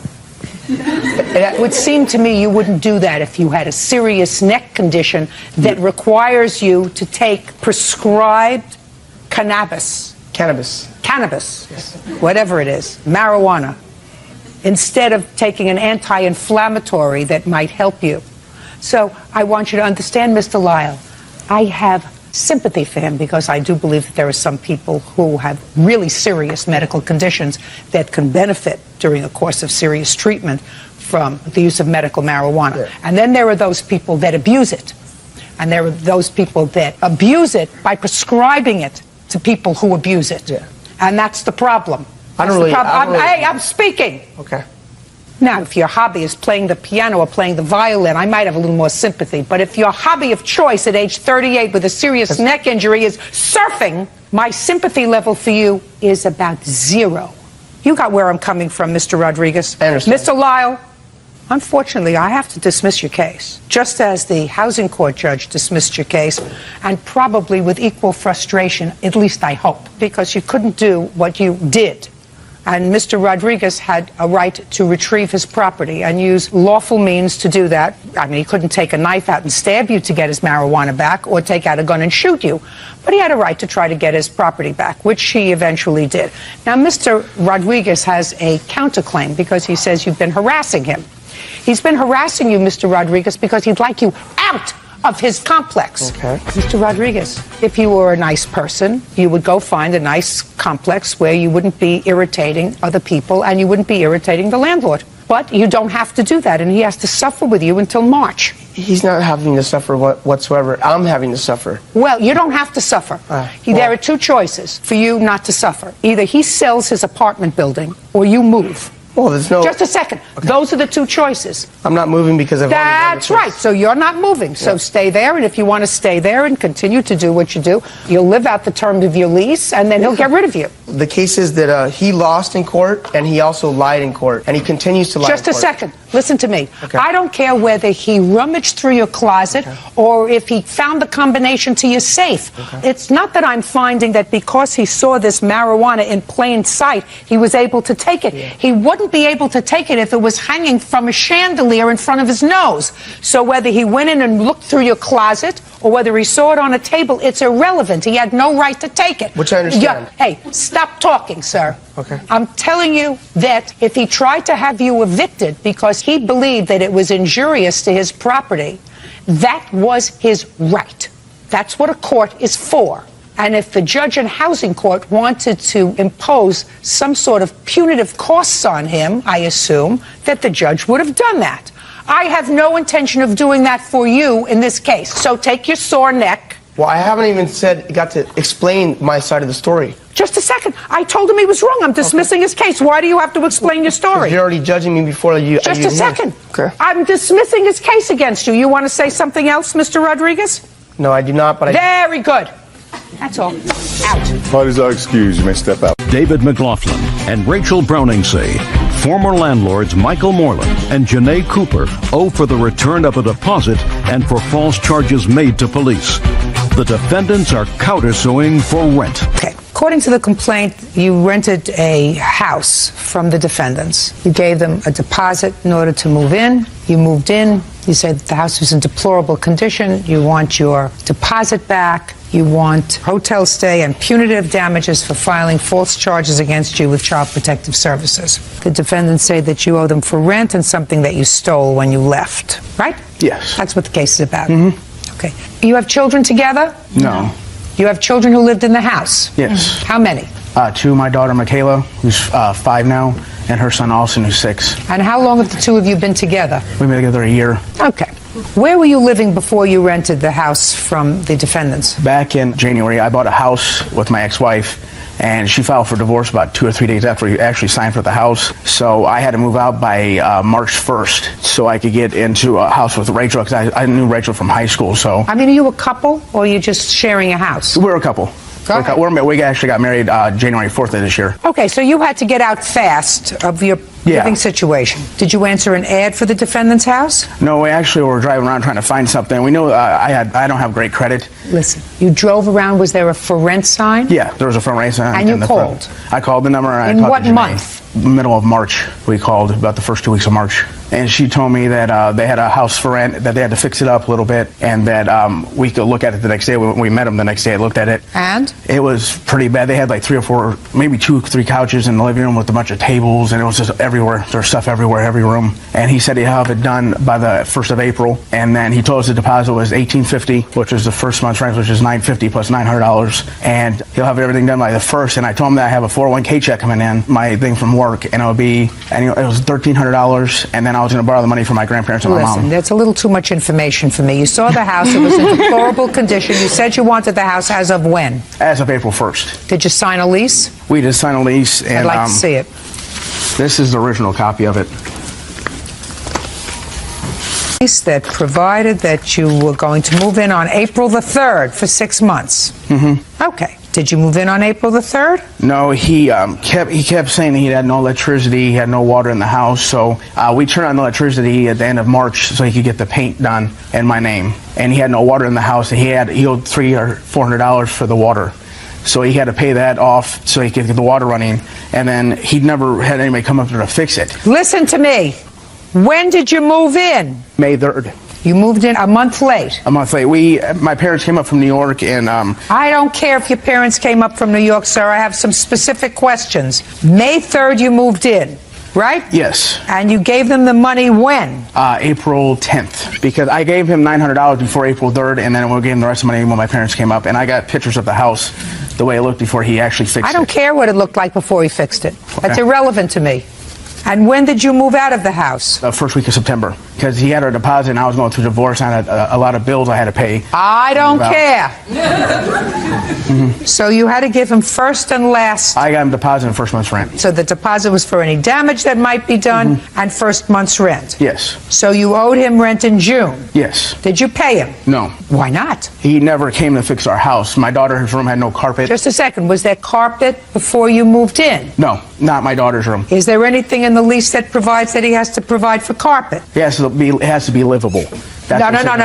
Not everybody likes carpet, sir. Is there anything in this lease that provides that he has to provide carpet? I'm pretty sure it does say something. And Show me.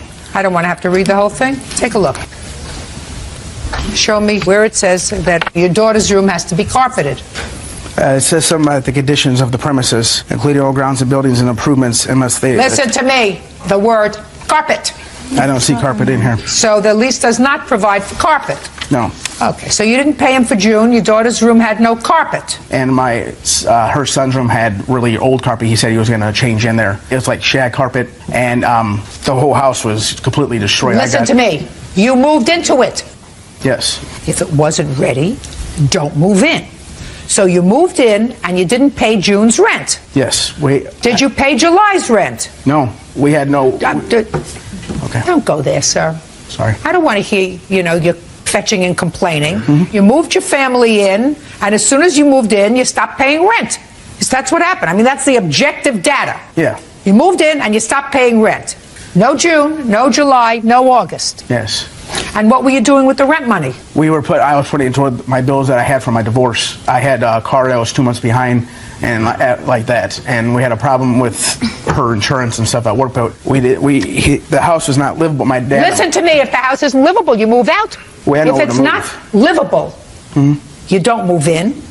And if it's not livable, you move out. You don't scam the landlord by moving in and saying, now I'm here. Now you can't get me out. But I had nowhere to live. That's not his problem. Is he related to you by blood? No. Who cares if you have nowhere to live? Go live with a relative. Go live with your mother. Go live with your father. Go live with your sister. Go live with your brother. But don't move into a stranger's house and say, no, I'm not going to pay rent because I got bills for my divorce. I mean, we gave him $1,800 for the month. He never came and fixed it. Just a second. Okay. I gave you credit for May's rent.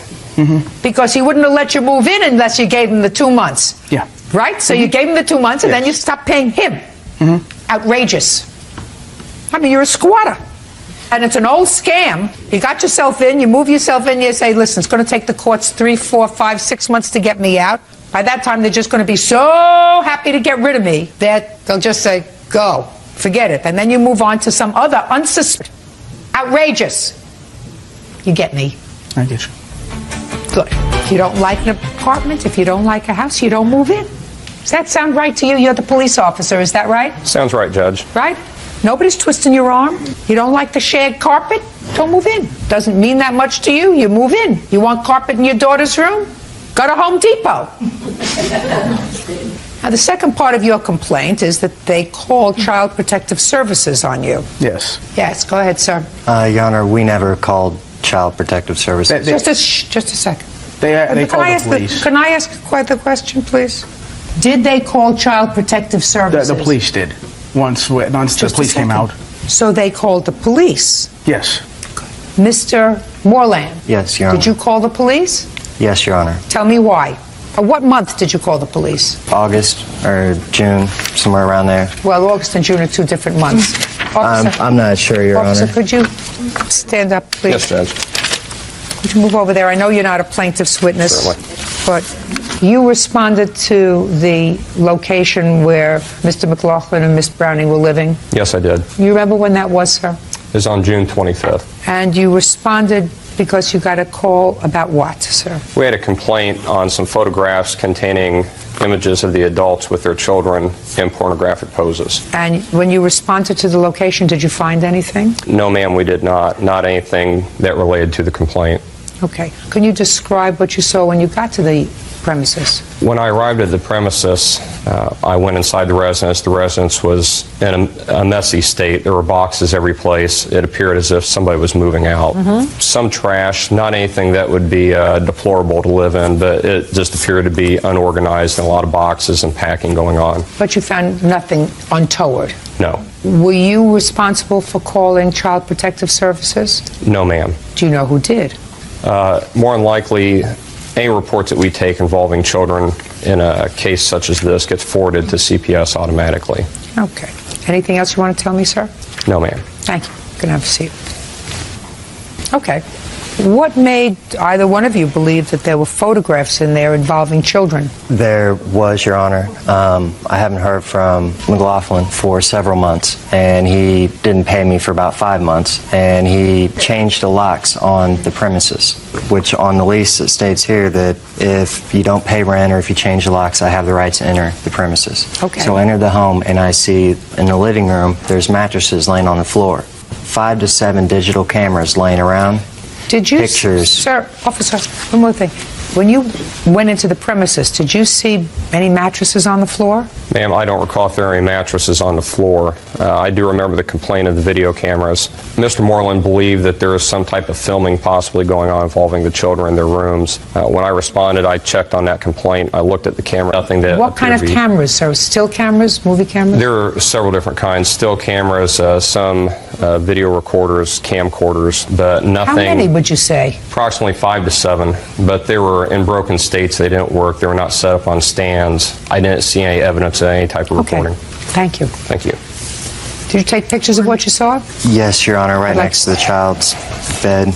Cover all the pictures. There was an open box of two open boxes, and he also had plenty of time before the police entered the property to dispose of what I seen. Don't tell me, that's supposition. It's not carpet. If I like to add some. These were taken the day that you called the police? Is that what you're telling me? Yes. Okay. Officer, would you step up, please? Yes, ma'am. Would this be a fair and accurate representation of the condition of the house when you saw it? Yes, it does appear to be taken in June. Thank you.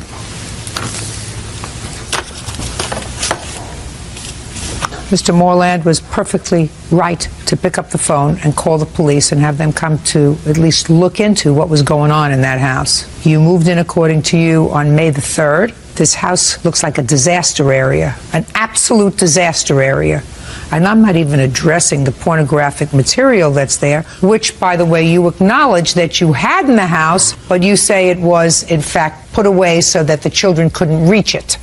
Well, somebody reached it. It may have even been Mr. Moreland, but somebody reached it. I'm not even addressing the pornographic stuff that involved what appeared to be young children, which is weird. The condition of the house would lead a normal person to believe that something wasn't right there. So he had an absolute right to call the police, and the police had an absolute responsibility to call Child Protective Services. So your complaint is dismissed. Now let's get to your counterclaim. You're suing for the rent for the time that they lived there. Rent was how much a month? $950. When did they move out? They actually moved out in October. They did not move out in June. June, July, August, September, October. 5 months. $4,750. Listen, they're scammers. I know you are. Period. Squatters and scammers. And based upon the photographs that I saw, not very responsible parents either.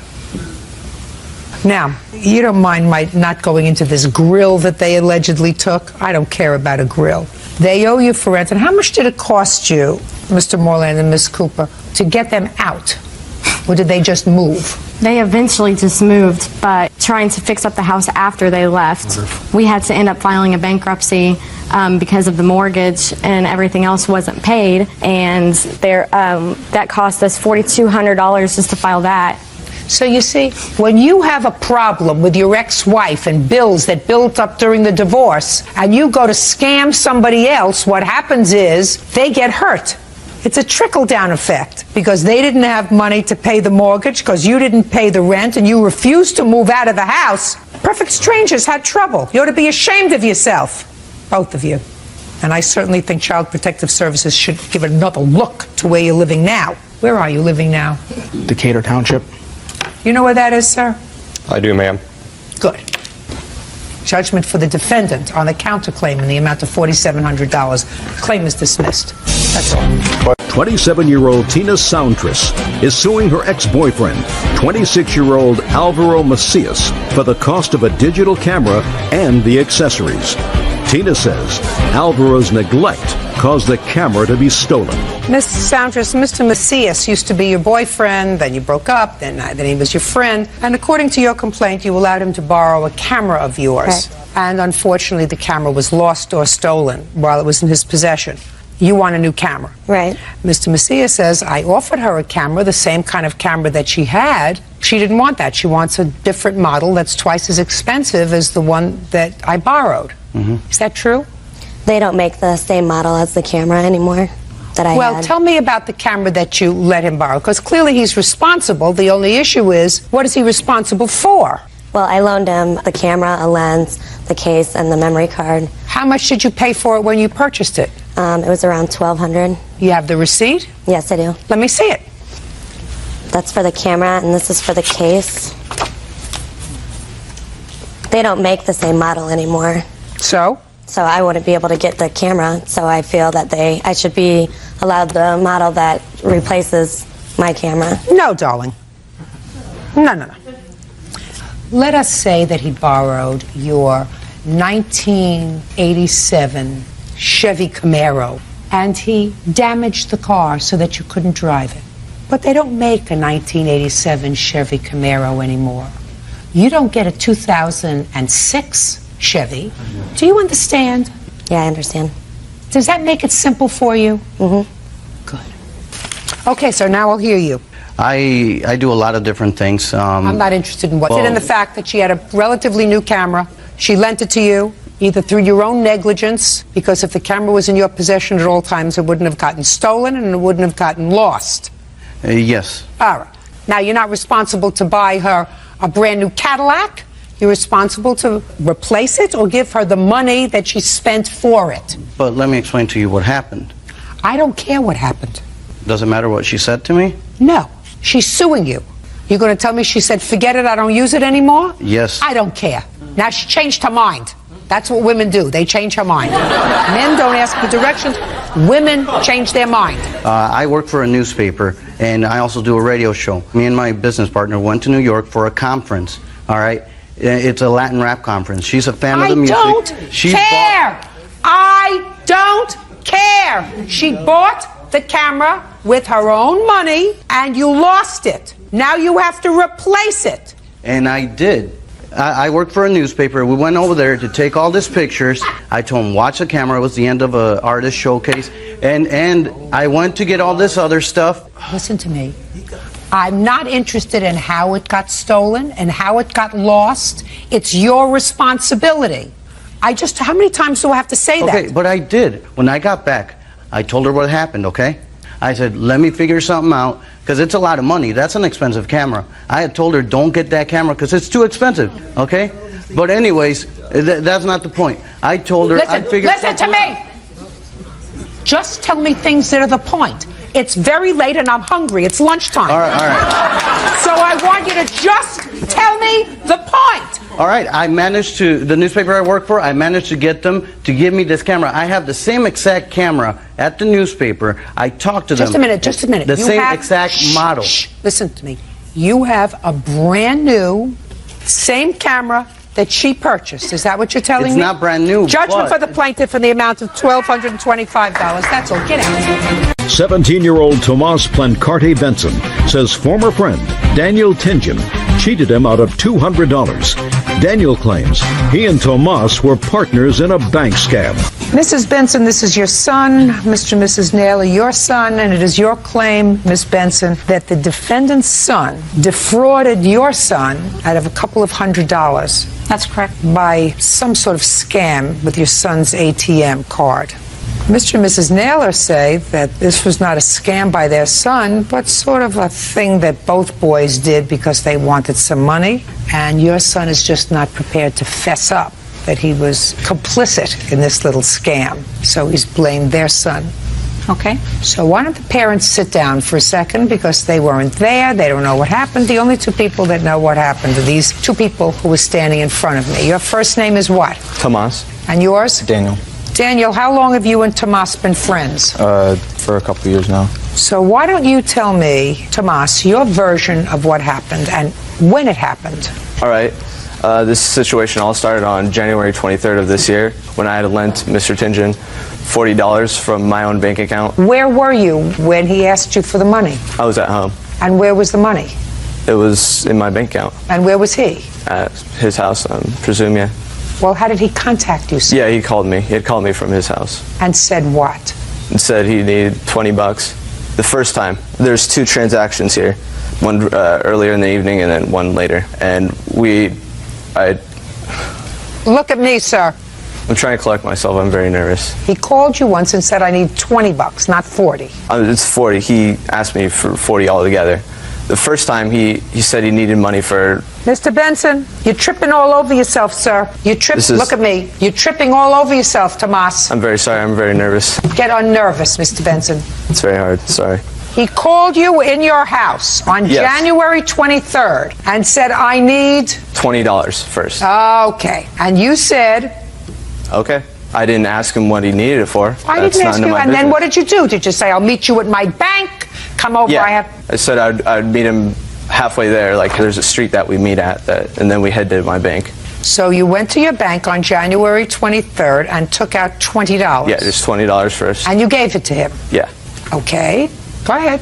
And then he called me later that evening and Just a said... minute. Then he went home and you went home? Yeah. And we went home. Go ahead. And then he called me later that evening saying he needed another $20. And so I said, all right, but that's kind of a lot of money that I'm lending to you. Could you pay me interest on it or something?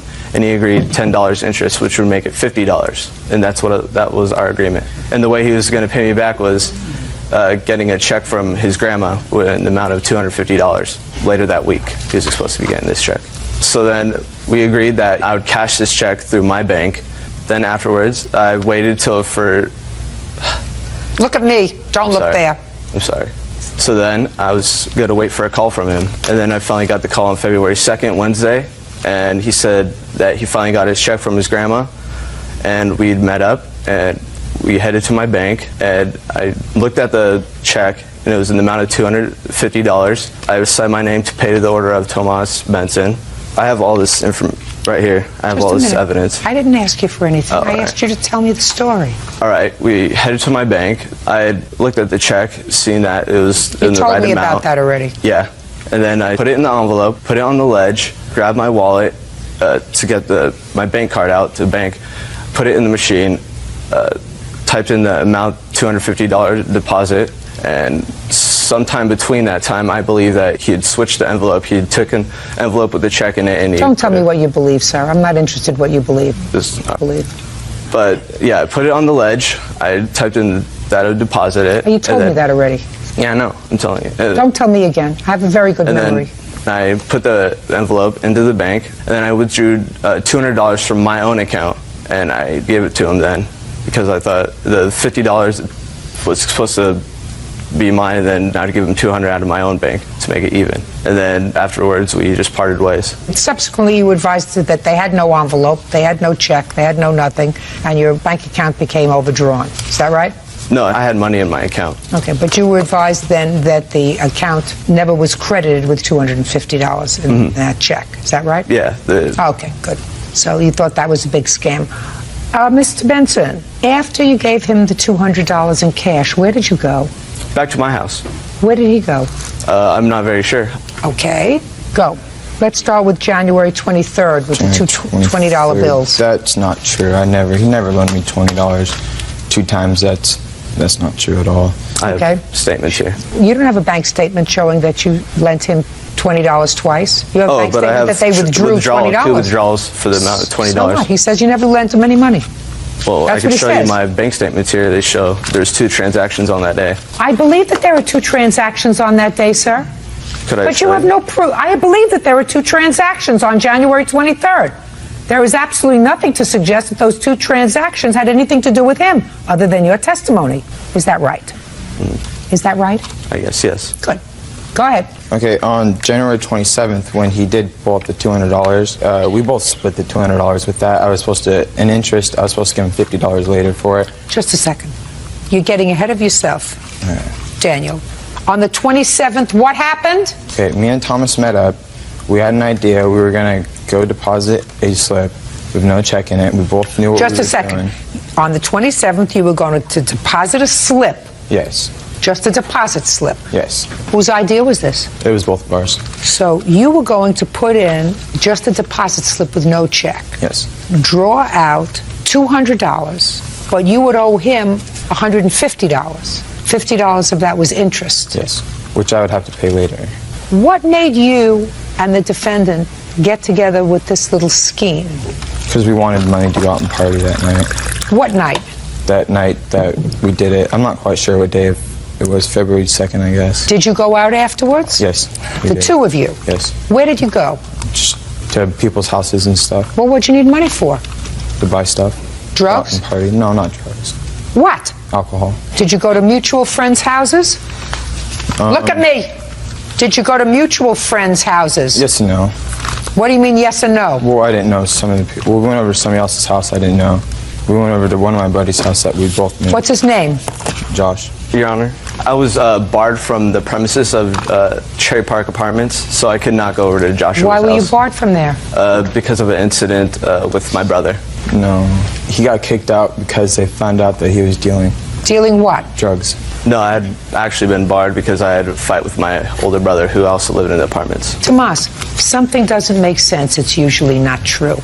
What is it that doesn't make sense? Your slick story. Now, Daniel, at first when this scam was discovered, what did you tell your parents? They didn't tell me anything about it at first. I just thought that the less they knew, the better, I guess, at the time. I knew I did something wrong. I didn't really want to fess up to it at the time, but now I think it's the right time. I shouldn't be blamed for everything. We did it 50-50. I'm admitting that we both did it and it was wrong, but I don't want to be the only one to blame. Okay. And another thing here. Is that a police report? Oh, yes, it is. Can I see it, please? And here's the case suit, which here, I'll show you both of them.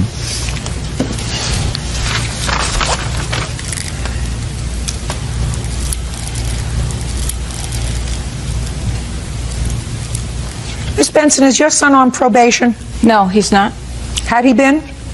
No. You hesitated there for a moment. He is going to LifeWorks program that he's going because he had a drug and alcohol problem. When did he start it? You can stand up now. He started, I think, in January of this year, I believe it was. Miss Benson, when did you find out about this money? Right after the incident happened. Well, tell me about how you found out about it. I had found out because Thomas had gotten a letter in the mail saying that there wasn't a check in the envelope. And so he had come to me and told me he was very furious. And then he had made contact with the bank to find out what happened. He wanted an investigation. So the first you found out about it was when your son came to you. Yes. And showed you what? Showed me the letter he'd gotten from the bank. Which is right here. Yeah, I believe that there was nothing in the envelope. And I would have no reason to put a fake deposit slip in there because I had money in the bank already. If I really wanted to party, I could just pull money out of my bank and it'd be no problem. Who handles this account for him? He does. I know. How old was he when you let him start to take care of this money? He started working when he was about 15, and he's really good with his money, very tight-fisted, and that's what I don't understand. Well, he's not so tight-fisted if he was using some of his money for illegal things. That is true. Yeah, that's However, I mean, when this incident happened, there would be no reason for him to put a fake deposit slip in there. If he already had money in there, all he had to do was just go out and pull it out. That's true. And they cut. That's the only thing that I find troubling. Stand up. The only thing that I find troubling, quite frankly, is if this was his mother's bank account, or one that was a joint bank account, and they had, in fact, his mother of the money, right? I could understand he would stick to his story. But this was his money. If he was going to take money out of that account to split to go partying, he can do that. Yeah, we're not denying the whole story. I'm saying the whole thing sounds fishy to me. Well, it does sound fishy to me, but the question that I have to ask myself, why would Mr. Benson get this letter from the bank on February 2nd that says there was no check in this deposit envelope and take it to show his mother? I have no idea. That doesn't make sense. It doesn't make sense to me because if what he wanted to do was take out $200 and go partying with his friend, he would have done that. So why would he do this? I have no idea. Can you think of a reason? Well, we weren't exactly both sober at the time either. We were the influence of alcohol too. You were? Yes. If you were under the influence of alcohol, why would he make up this story about a check and an envelope? Where had you been drinking? Or we just walking around and stuff around town. We hadn't been drinking. I wasn't drinking at all. Well, first, when this whole thing started, they did come over to our house, and I was in the other room, and my husband was asking Thomas about this check, and he said that there was a check. My husband asked, okay, what was the color of it? Do you remember whose name was on it? What is the extra $50 for? And he said he was charging him $50 for cashing a check. And my husband asked him, why would you charge somebody $50 for cashing a check? I'm not, if these boys both did something, I didn't have a problem of paying the money back. I just wanted to come down to the bottom of the truth. And that's why I feel like we're here today. Well, as I said to you, my problem is, Why would he go to his mother? Exactly. If he was complicit in this incident. I have no idea. It doesn't make sense. It doesn't. And if it doesn't make sense, it's usually not true. Listen, the bank says there was no check enclosed. As a result, we've debited your account. Due to the nature of this transaction, we have disabled your ATM card to ensure that nobody is going to use it, but you can get another ATM card. Actually, they would not reissue me a card. They cut it up right there. Yeah. And they won't give you another one? No. They were very sorry they had to do it And I was because he had built very a report embarrassed with and them. humiliated because I would never defraud my bank. I knew everybody there very well, and I was very responsible with my money. I budgeted very well. Well, that's not true. You bought some drugs with your money. Every now and then. What? Every now and then, but... Right. So that's not 100% accurate, right? Well, compared to other people my age, I believe. Because a lot of people my age don't have bank accounts, don't have as much money as I did. Miss Benson, he's very slick. He really is. He's very slick. I'm not sure, and I'm not convinced. Well, I don't think he would have gone through all this trouble. I mean, Unless making a police report. He just gave me a reason. When did they cut up your bank card? A few days after I received that letter, though. Few days. Just listen to me carefully. When did you make a police report? It was April 3rd or 4th. After they cut up your bank card? Yeah. April 13th. It was after they cut up my bank card. Well, that's a reason. That's a reason. We tried to contact them. We were told by the officer that took the report to contact the family that it was a civil matter, and our phone number was blocked. I don't care. That's not what we're talking about here. We're talking about whether your son was aware of the fact that there was nothing in this deposit slip that the two boys brought to the bank in order I did not know that. I thought... Listen! That's my job to figure out. He gave me a perfectly cogent story. You did not give me a perfectly cogent story. I'm still not comfortable that you were actually part of it. But I'm not comfortable enough, quite frankly, Mr. Benson, of $20 here and $20 there and another $10 in interest, making it $50. I don't know what it was about. Maybe it was drug money. Maybe he was selling you something. Who knows? I'm not comfortable with your whole story. I'm also not comfortable with saying to you that you were part of the scheme. That's not what I have to determine today. What I have to determine today is whether or not they're going to pay you either all or half of what came out of your bank. And since what you're asking me for is to make a determination that the nailers owe you $250, I'm not prepared to do that because I'm not totally comfortable with your story. Yeah. What? It's 200, not 250. Thank you for correcting me, sir. What difference does it make? That's correct. What difference does it make? Right. My son had also asked... There's no further issue. I'm not prepared to rule that you are entitled to $200 from the defendant because I'm not totally comfortable with your story, Tomas. All right. Can I show you some emails that I had sent him beginning March 27th? No, show me 22nd. emails that he sent to you. Well, They're answering them right here. Does he acknowledge that he owes you the money? Yes. Let me take a look at it. This began March. Get them all.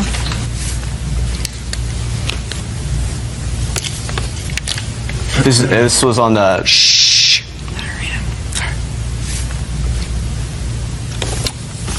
See these emails? No. I have more right here. Yeah, I too. also have more right here. Continuation of all that. What's that all about, sir? These aren't even from me. Yeah, they are from you. What do you think about that, sir? They're not.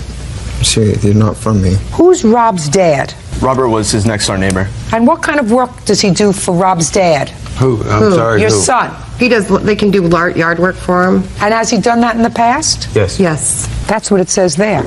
I'm doing work for Rob's dad. Yeah, but I didn't write most of this. Couldn't have made it up. Shh.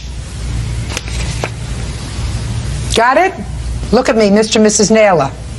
Now you got it? Yeah, I understand. I just don't understand about the check. This is what the whole weird thing is. Listen, I don't understand about the checks either. I don't. And I'm not certain whether Tomas is talking about $100 or $200, because nowhere in there does it say how much you think he owes you, because according to him, he acknowledges he owes you $100, right? Yes. But not $200. No. I asked for another check, actually. Well, why would you ask for another check? If he didn't have a good check the first time, why would he give you a good check the second time from his grandmother? I know. Interesting. And you did write that, Daniel. Not all of it, though. Daniel! Daniel, just tell the truth. If you didn't know. Not all of it, though. I'm telling him, but yeah. So you acknowledged you owed him some money. Yes. Yes. And you acknowledged that you had a job and that you were going to get him some money. Yes. The question is 100 or 200. Is that it? It's 100. Judgment for the plaintiff in the amount of $100. That's all. 22-year-old Lindsay Allen is suing eBay seller 26-year-old Karen Stevens for selling her a fake Louis Vuitton purse. Karen insists the purse is real. Miss Allen, you purchased what you believe to be an authentic designer bag on the internet from the defendant. I think you paid $250 for it. When it arrived, it was your belief that it was a fake. Yes. And you spent another $35 to have someone examine it, and you are going to be showing me, according to your complaint, that it was determined that the bag was in fact a fake. Yes. Ms. Stevens says there is no way that the bag was fake, and she's going to prove to me that the bag was authentic. Can I see the bag, please? Yes. Why did you want this bag, by the way? I just have always wanted an authentic Louis Vuitton purse. I did not know that what I was getting was a replica. I do have a real one here to compare. I'd like to take a look at it, please.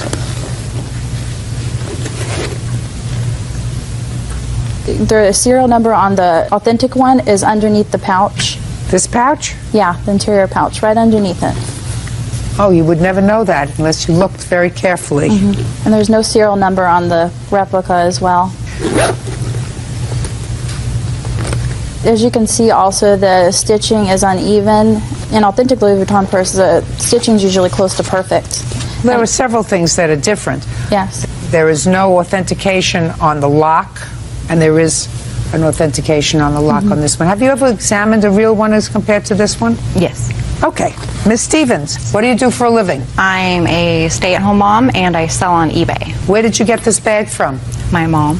Where did she get it from? A good friend of hers. It was actually a gift. Well, it's a fake. I don't believe that it is. Yeah, it is. Sure it is. Would you send it back to her? She's going to look at several things.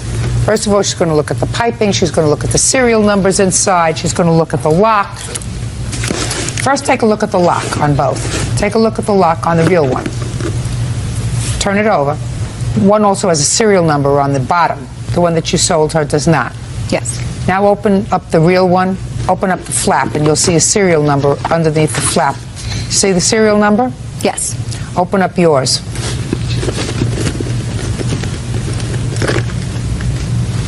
See a serial number? No, I do not. Got it? Yes, I do. Okay. You look like a very nice lady. She wants her money back. When did she call you and tell you that she wanted her money back? She emailed me the purse saying that it was fake, and I said that I didn't believe that it was. And if she did believe that it was fake, I sent 7 different very detailed pictures to her of the purse that show the stitching. If she had any idea that it wasn't authentic or thought that it wasn't, I sent extra pictures. Listen to me. You sent her the pictures for her to try to prove that it was a real purse. Exactly. But it's not. But why did she not argue that if she thought that it was? Because I'm not a cheater or a stealer. Now, I understand that, but she wanted her money back. And if you had said, listen, if you're dissatisfied with the purse, I'll give you your money back, we wouldn't be here today. But in order for her to prove to you that it was fake, she took it to somebody to authenticate it. Do you have the report? Can I see it, please? Yes. You want to sell things? That's what happens. I mean, if you don't know that something is authentic and you advertise it as a Louis Vuitton bag, you're advertising it as an authentic Louis Vuitton bag. Yes. Turns out that it is not an authentic Louis Vuitton bag. I can see that. I've shown you some examples of where you can look and see it. I don't think you're a dishonest lady. I think you thought perhaps she was mistaken. Maybe you thought she was trying to scam you and would send you back a different bag, which is what you say in your answer. In the meantime, the big bag goes back to the plaintiff. The little bag stays with the defendant, and she gets her money back, plus the cost of the expert, $285. Thank you very much. You're 2 nice ladies.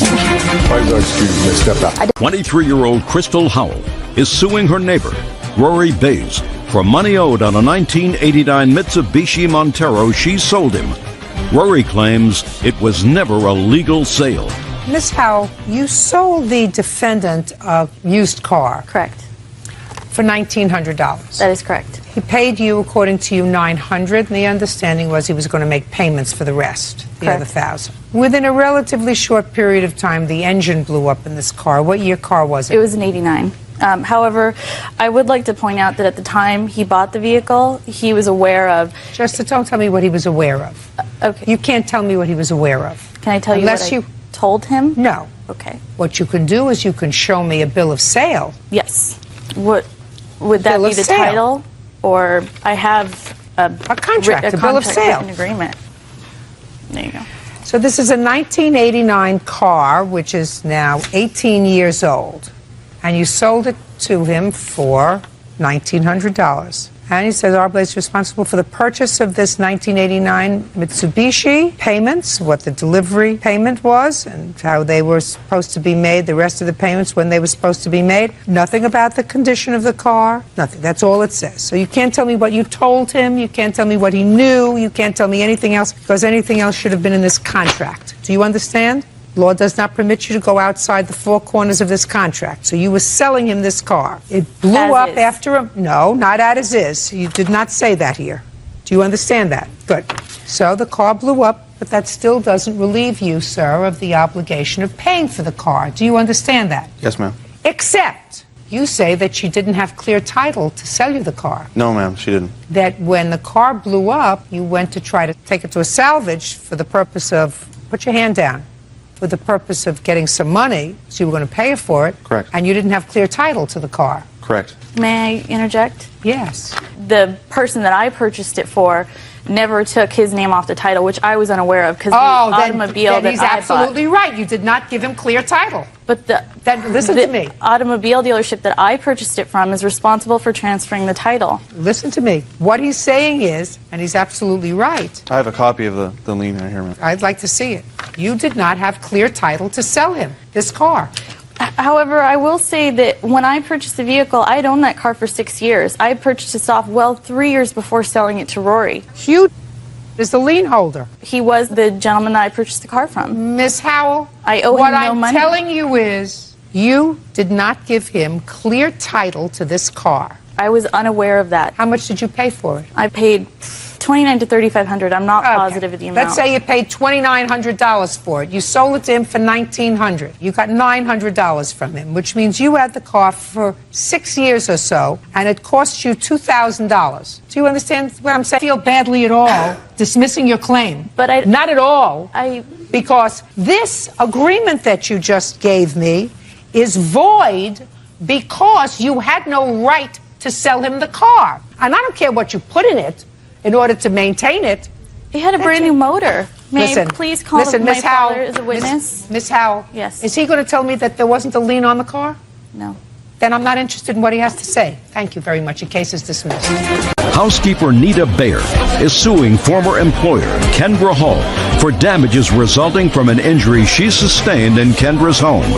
Kendra is countersuing for the return of Nita's unearned wages. Miss Bayer, according to what I read in your complaint, you did some housework for Miss Hall. You fell in her house. You want her to be responsible for your medical bills and your lost wages. Ms. Hall says she's not certain that you fell in her house and injured yourself there. She's counterclaiming because she says that she paid you for an entire month and you only worked that one day. She wants you to refund her the amount that she paid you for the remainder of the month when you didn't work. I have a few questions. Ms. Bayer, how long did you work for Ms. Hall? 7 months. How often did you go to her home? Every Friday starting of March 2006. How many hours did you spend there? Usually I spent somewhere between 7 and 8 hours a day. What was the date of this accident in the house? It was November 3rd, 2006. And she had paid you for the month? Yes, she did. What was your monthly salary? It was $360. I received $90 a week. Now tell me about this fall that you took in the house. Miss Hall was not at home. That's right. Go ahead. I arrived to work and I started working in the kitchen. Then I went upstairs, stripped the beds, made the beds, and then I took all the laundry down to the laundry room, and the light bulb was burned out in the laundry room. So I went into the garage to look for a ladder, and I found a 3-foot ladder. I took down the fixture, which was full of bugs and dirty. I washed it, cleaned it, went upstairs, got light bulbs that are kept upstairs in the linen closet. When I came down, I went up the 3-step ladder, went to put the bulb in and lost my balance and fell against the wash and dryer on my left side. When I got up, I felt nauseous and dizzy, so I went outside and sat in a little brick fence that's in the backyard, trying to gain my composure. And then I finally went into the house. I took some Aleve, some Excedrin. Stop 1 second. So it would be clear and fair to say that you did not fall because the ladder broke? No. Because there was any imperfection in the floor? You fell because you lost your balance? That's right. Nobody else's fault but yours? That's right. Okay. Go ahead. So, since she pays me monthly, $360, she had just left that check that morning, and I never thought anything was really seriously wrong with me, and I tried to continue to work. In fact, I did continue. I finished cleaning the house, even did the laundry, very slow. Usually I leave about 3 or 4 in the afternoon. She arrived about 5 o'clock, and she asked me, "Are you still here?" And I said, "Yes, I did something foolish today. I fell and I hurt my arm. I don't know what's the matter. It really, really hurts." She quickly ran to the phone, called her sister-in-law, who I also work for, and she said, "Nita fell changing a light bulb. Do you think my home insurance will cover her if I take her to the doctor?" She said, "Okay, thank you," hung up, ran to her office, came back with some papers and said, "Yes, my home insurance does cover it, but I have to pay a $1,000 deductible, of which I will not pay." And suddenly she wasn't concerned about me anymore. And she says, "This is ridiculous." And I said, "Well, then you're not going to help me?" And she says... So you had asked her? Yes. Just a second. You didn't make that clear, Miss Bayer. I'm sorry. So you said to her, "I finished working, but I hurt my shoulder. I want to go to the doctor. Will you pay for it?" I didn't say, "Will you pay for it?" I asked her, "Can you help me?" That's what I said. Well, what did you want her to do to help you? To take to the doctor. I figured, well, since I fell in her home, that... So you felt she was responsible? That's right. Well, that's what I'm saying to you, Miss Bayer, but you left that out of your story. What you made it sound like was you told her that your shoulder was hurting. Without saying another word, she went over to the phone and called her sister-in-law. Yes. But that's not what happened. You said, "I want to go to the doctor. Can you help me? Because you're responsible because I fell in your house." So she went to find out if that was true. And she came back and found out that it was true. What makes you think that if you have an accident in somebody else's home and it's your fault that they should be responsible? Because I was under her employment at the time. Well, that may be, but you know, there is something that lacks common sense about that. I'm a common sense gal myself. What you told me was you fell and it was your fault. Yes. And you want somebody else to pay for it. That's what it comes down to. I mean, if you're taking it at face value, you may have fallen in her house. You know, I'm not necessarily saying that Miss Hall should not have assumed this responsibility. But what I'm saying to you is it doesn't flow naturally. If you fall in somebody's house and there's nothing wrong with their house, the railing isn't loose and the steps aren't uneven and there's not a slippery floor and there's no ice in the front walk, well, that shouldn't be their fault. It's your fault. You fell. That makes sense to me. The fact that most jurisdictions have superimposed some liability on the part of homeowners if they have people working in their home, that irrespective of whose fault it is, they have to take the responsibility, that's something else. But I'm just telling you, from a common sense perspective, it doesn't make sense. It makes no more sense than if you were walking down the street in front of somebody's house and there was no ice, no snow, there was nothing wrong. You were thinking about something, you fell in front of their house, and you say, "Well, I fell in front of their house, I'm going to sue them." You fell because you weren't being careful. I was being very careful. Well, if you were being very careful, the ladder didn't move by itself. And if you were being very careful, that maybe you had a pre-existing medical condition that caused you to become dizzy, whatever it wasn't her fault. It was an accident. Yes, it was. It was an accident. An accident that was your fault. Not her ladder's fault, not her floor's fault, not her light bulb's fault, not her light fixture's fault. It was your fault. Now, I say this to you because what you want is more than just your medical bills paid.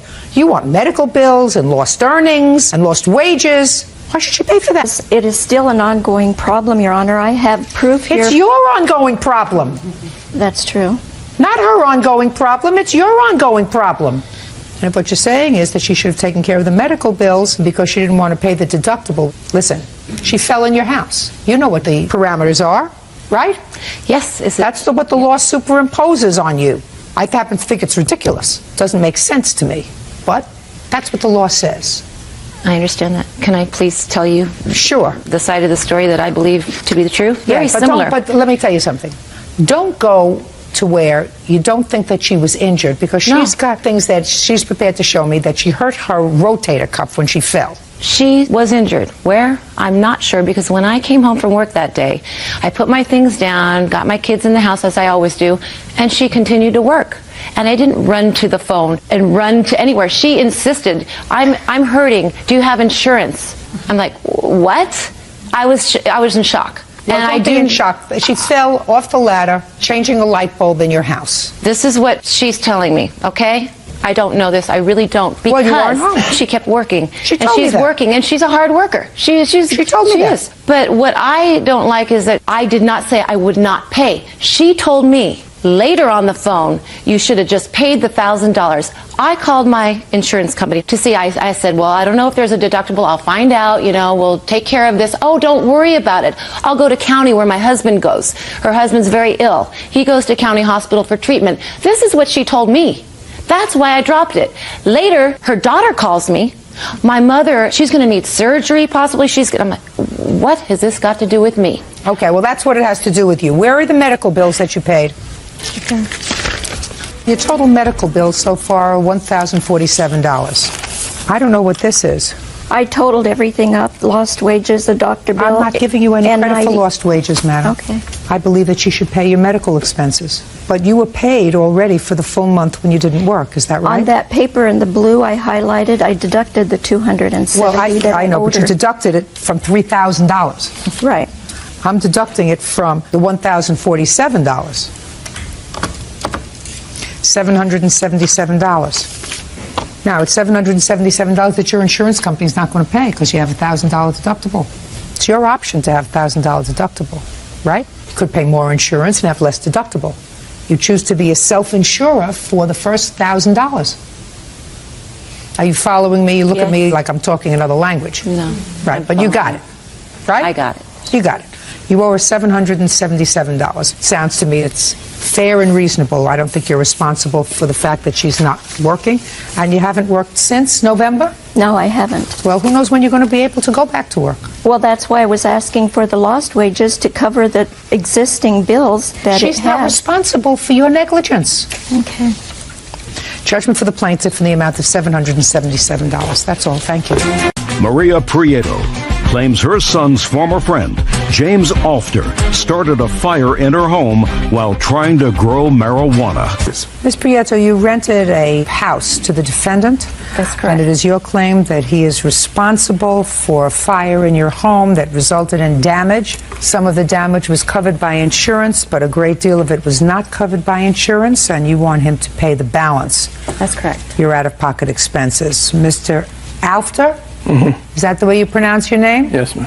You look petrified. Are you scared of me? No. You should be. Yeah, a little bit.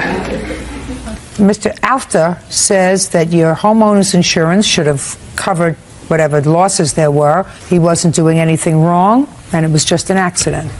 That's your defense. Yes. Your Honor, I disagree. Just. How old are you, sir? 20. When did you move out of your home? I've been on my own since I was about 18. And how have you been taking care of yourself? I work. For whom? Family business. What kind of business? Construction. Do concrete work. Whose business is it? It's my grandfather's. Who else works there? The crew, my dad, my brothers. So it's a big business? Yeah. It's a lucrative business? Yeah. How much? Yes, try yes. Yes. How much do you get paid? $30 an hour. And you work 7 days a week, 6 days a week, 5 days a week? 40-hour weeks. So you've got money in the bank? I'm all right. What? I said I'm all right. Yes. You have a car? Yes. Shape? Do you work out? Yes. You work out at home or in a gym?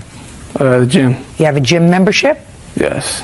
I ask you all these questions, sir, because I'm trying to find out a little bit about you. Because this complaint says, Mr. Alfter, that the fire that started in Miss Prieto's house, on what date? September the 12th. On what date did he move into the house? He moved in July 1st. Was started because in your bedroom, right? In master bedroom, correct. People usually sleep in the master bedroom, right? Yes. How many bedrooms were there in the house? 5. How many people were living in the house? Just 2.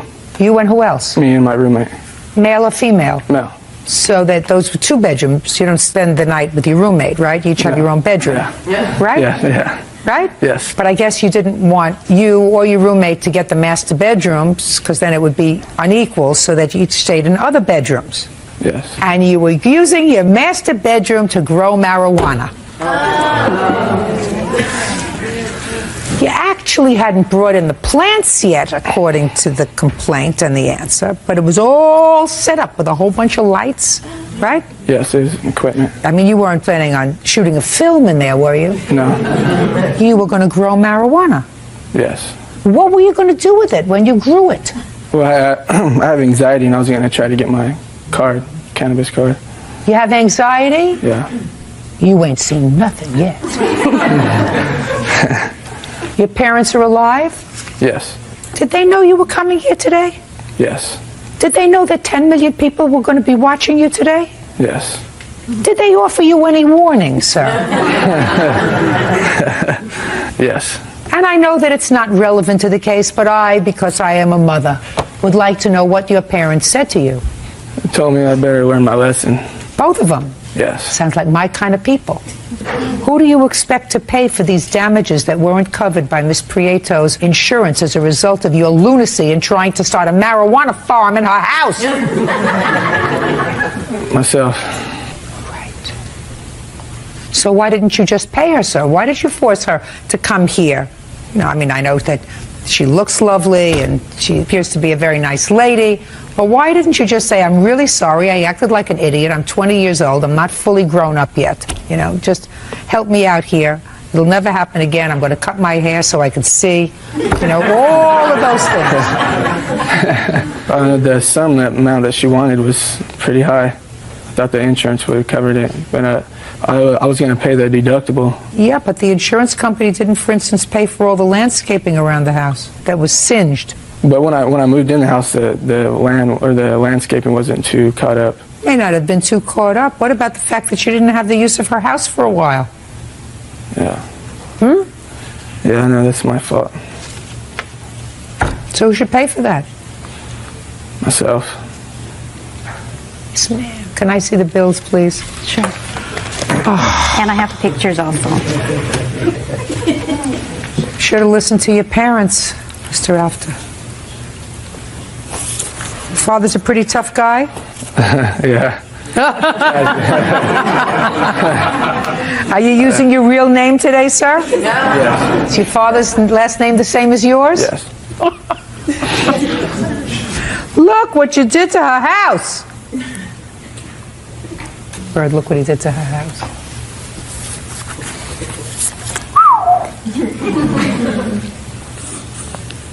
You planned on smoking an awful lot of weed, sir, for your anxiety. Why don't you go to a therapist? I don't know. Well, I would try a therapist before I would start farming again. Who helped you with all this, sir? I did it myself. What about your roommate? No, well, he helped a little bit. Was he going to be your partner? No. What does he do for a living? He works. For whom? He does construction, too. For your father? No. Your Honor, can I say something? Please.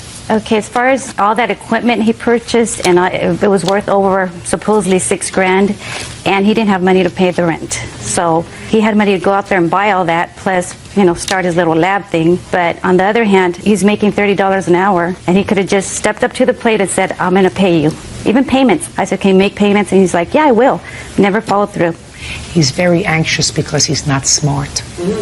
And unless he gets smarter, he's going to remain anxious. Do you understand? Say sorry. Sorry. Not to me. Yeah, I'm sorry. Judging for the plaintiff in the amount of $5,000, that's all.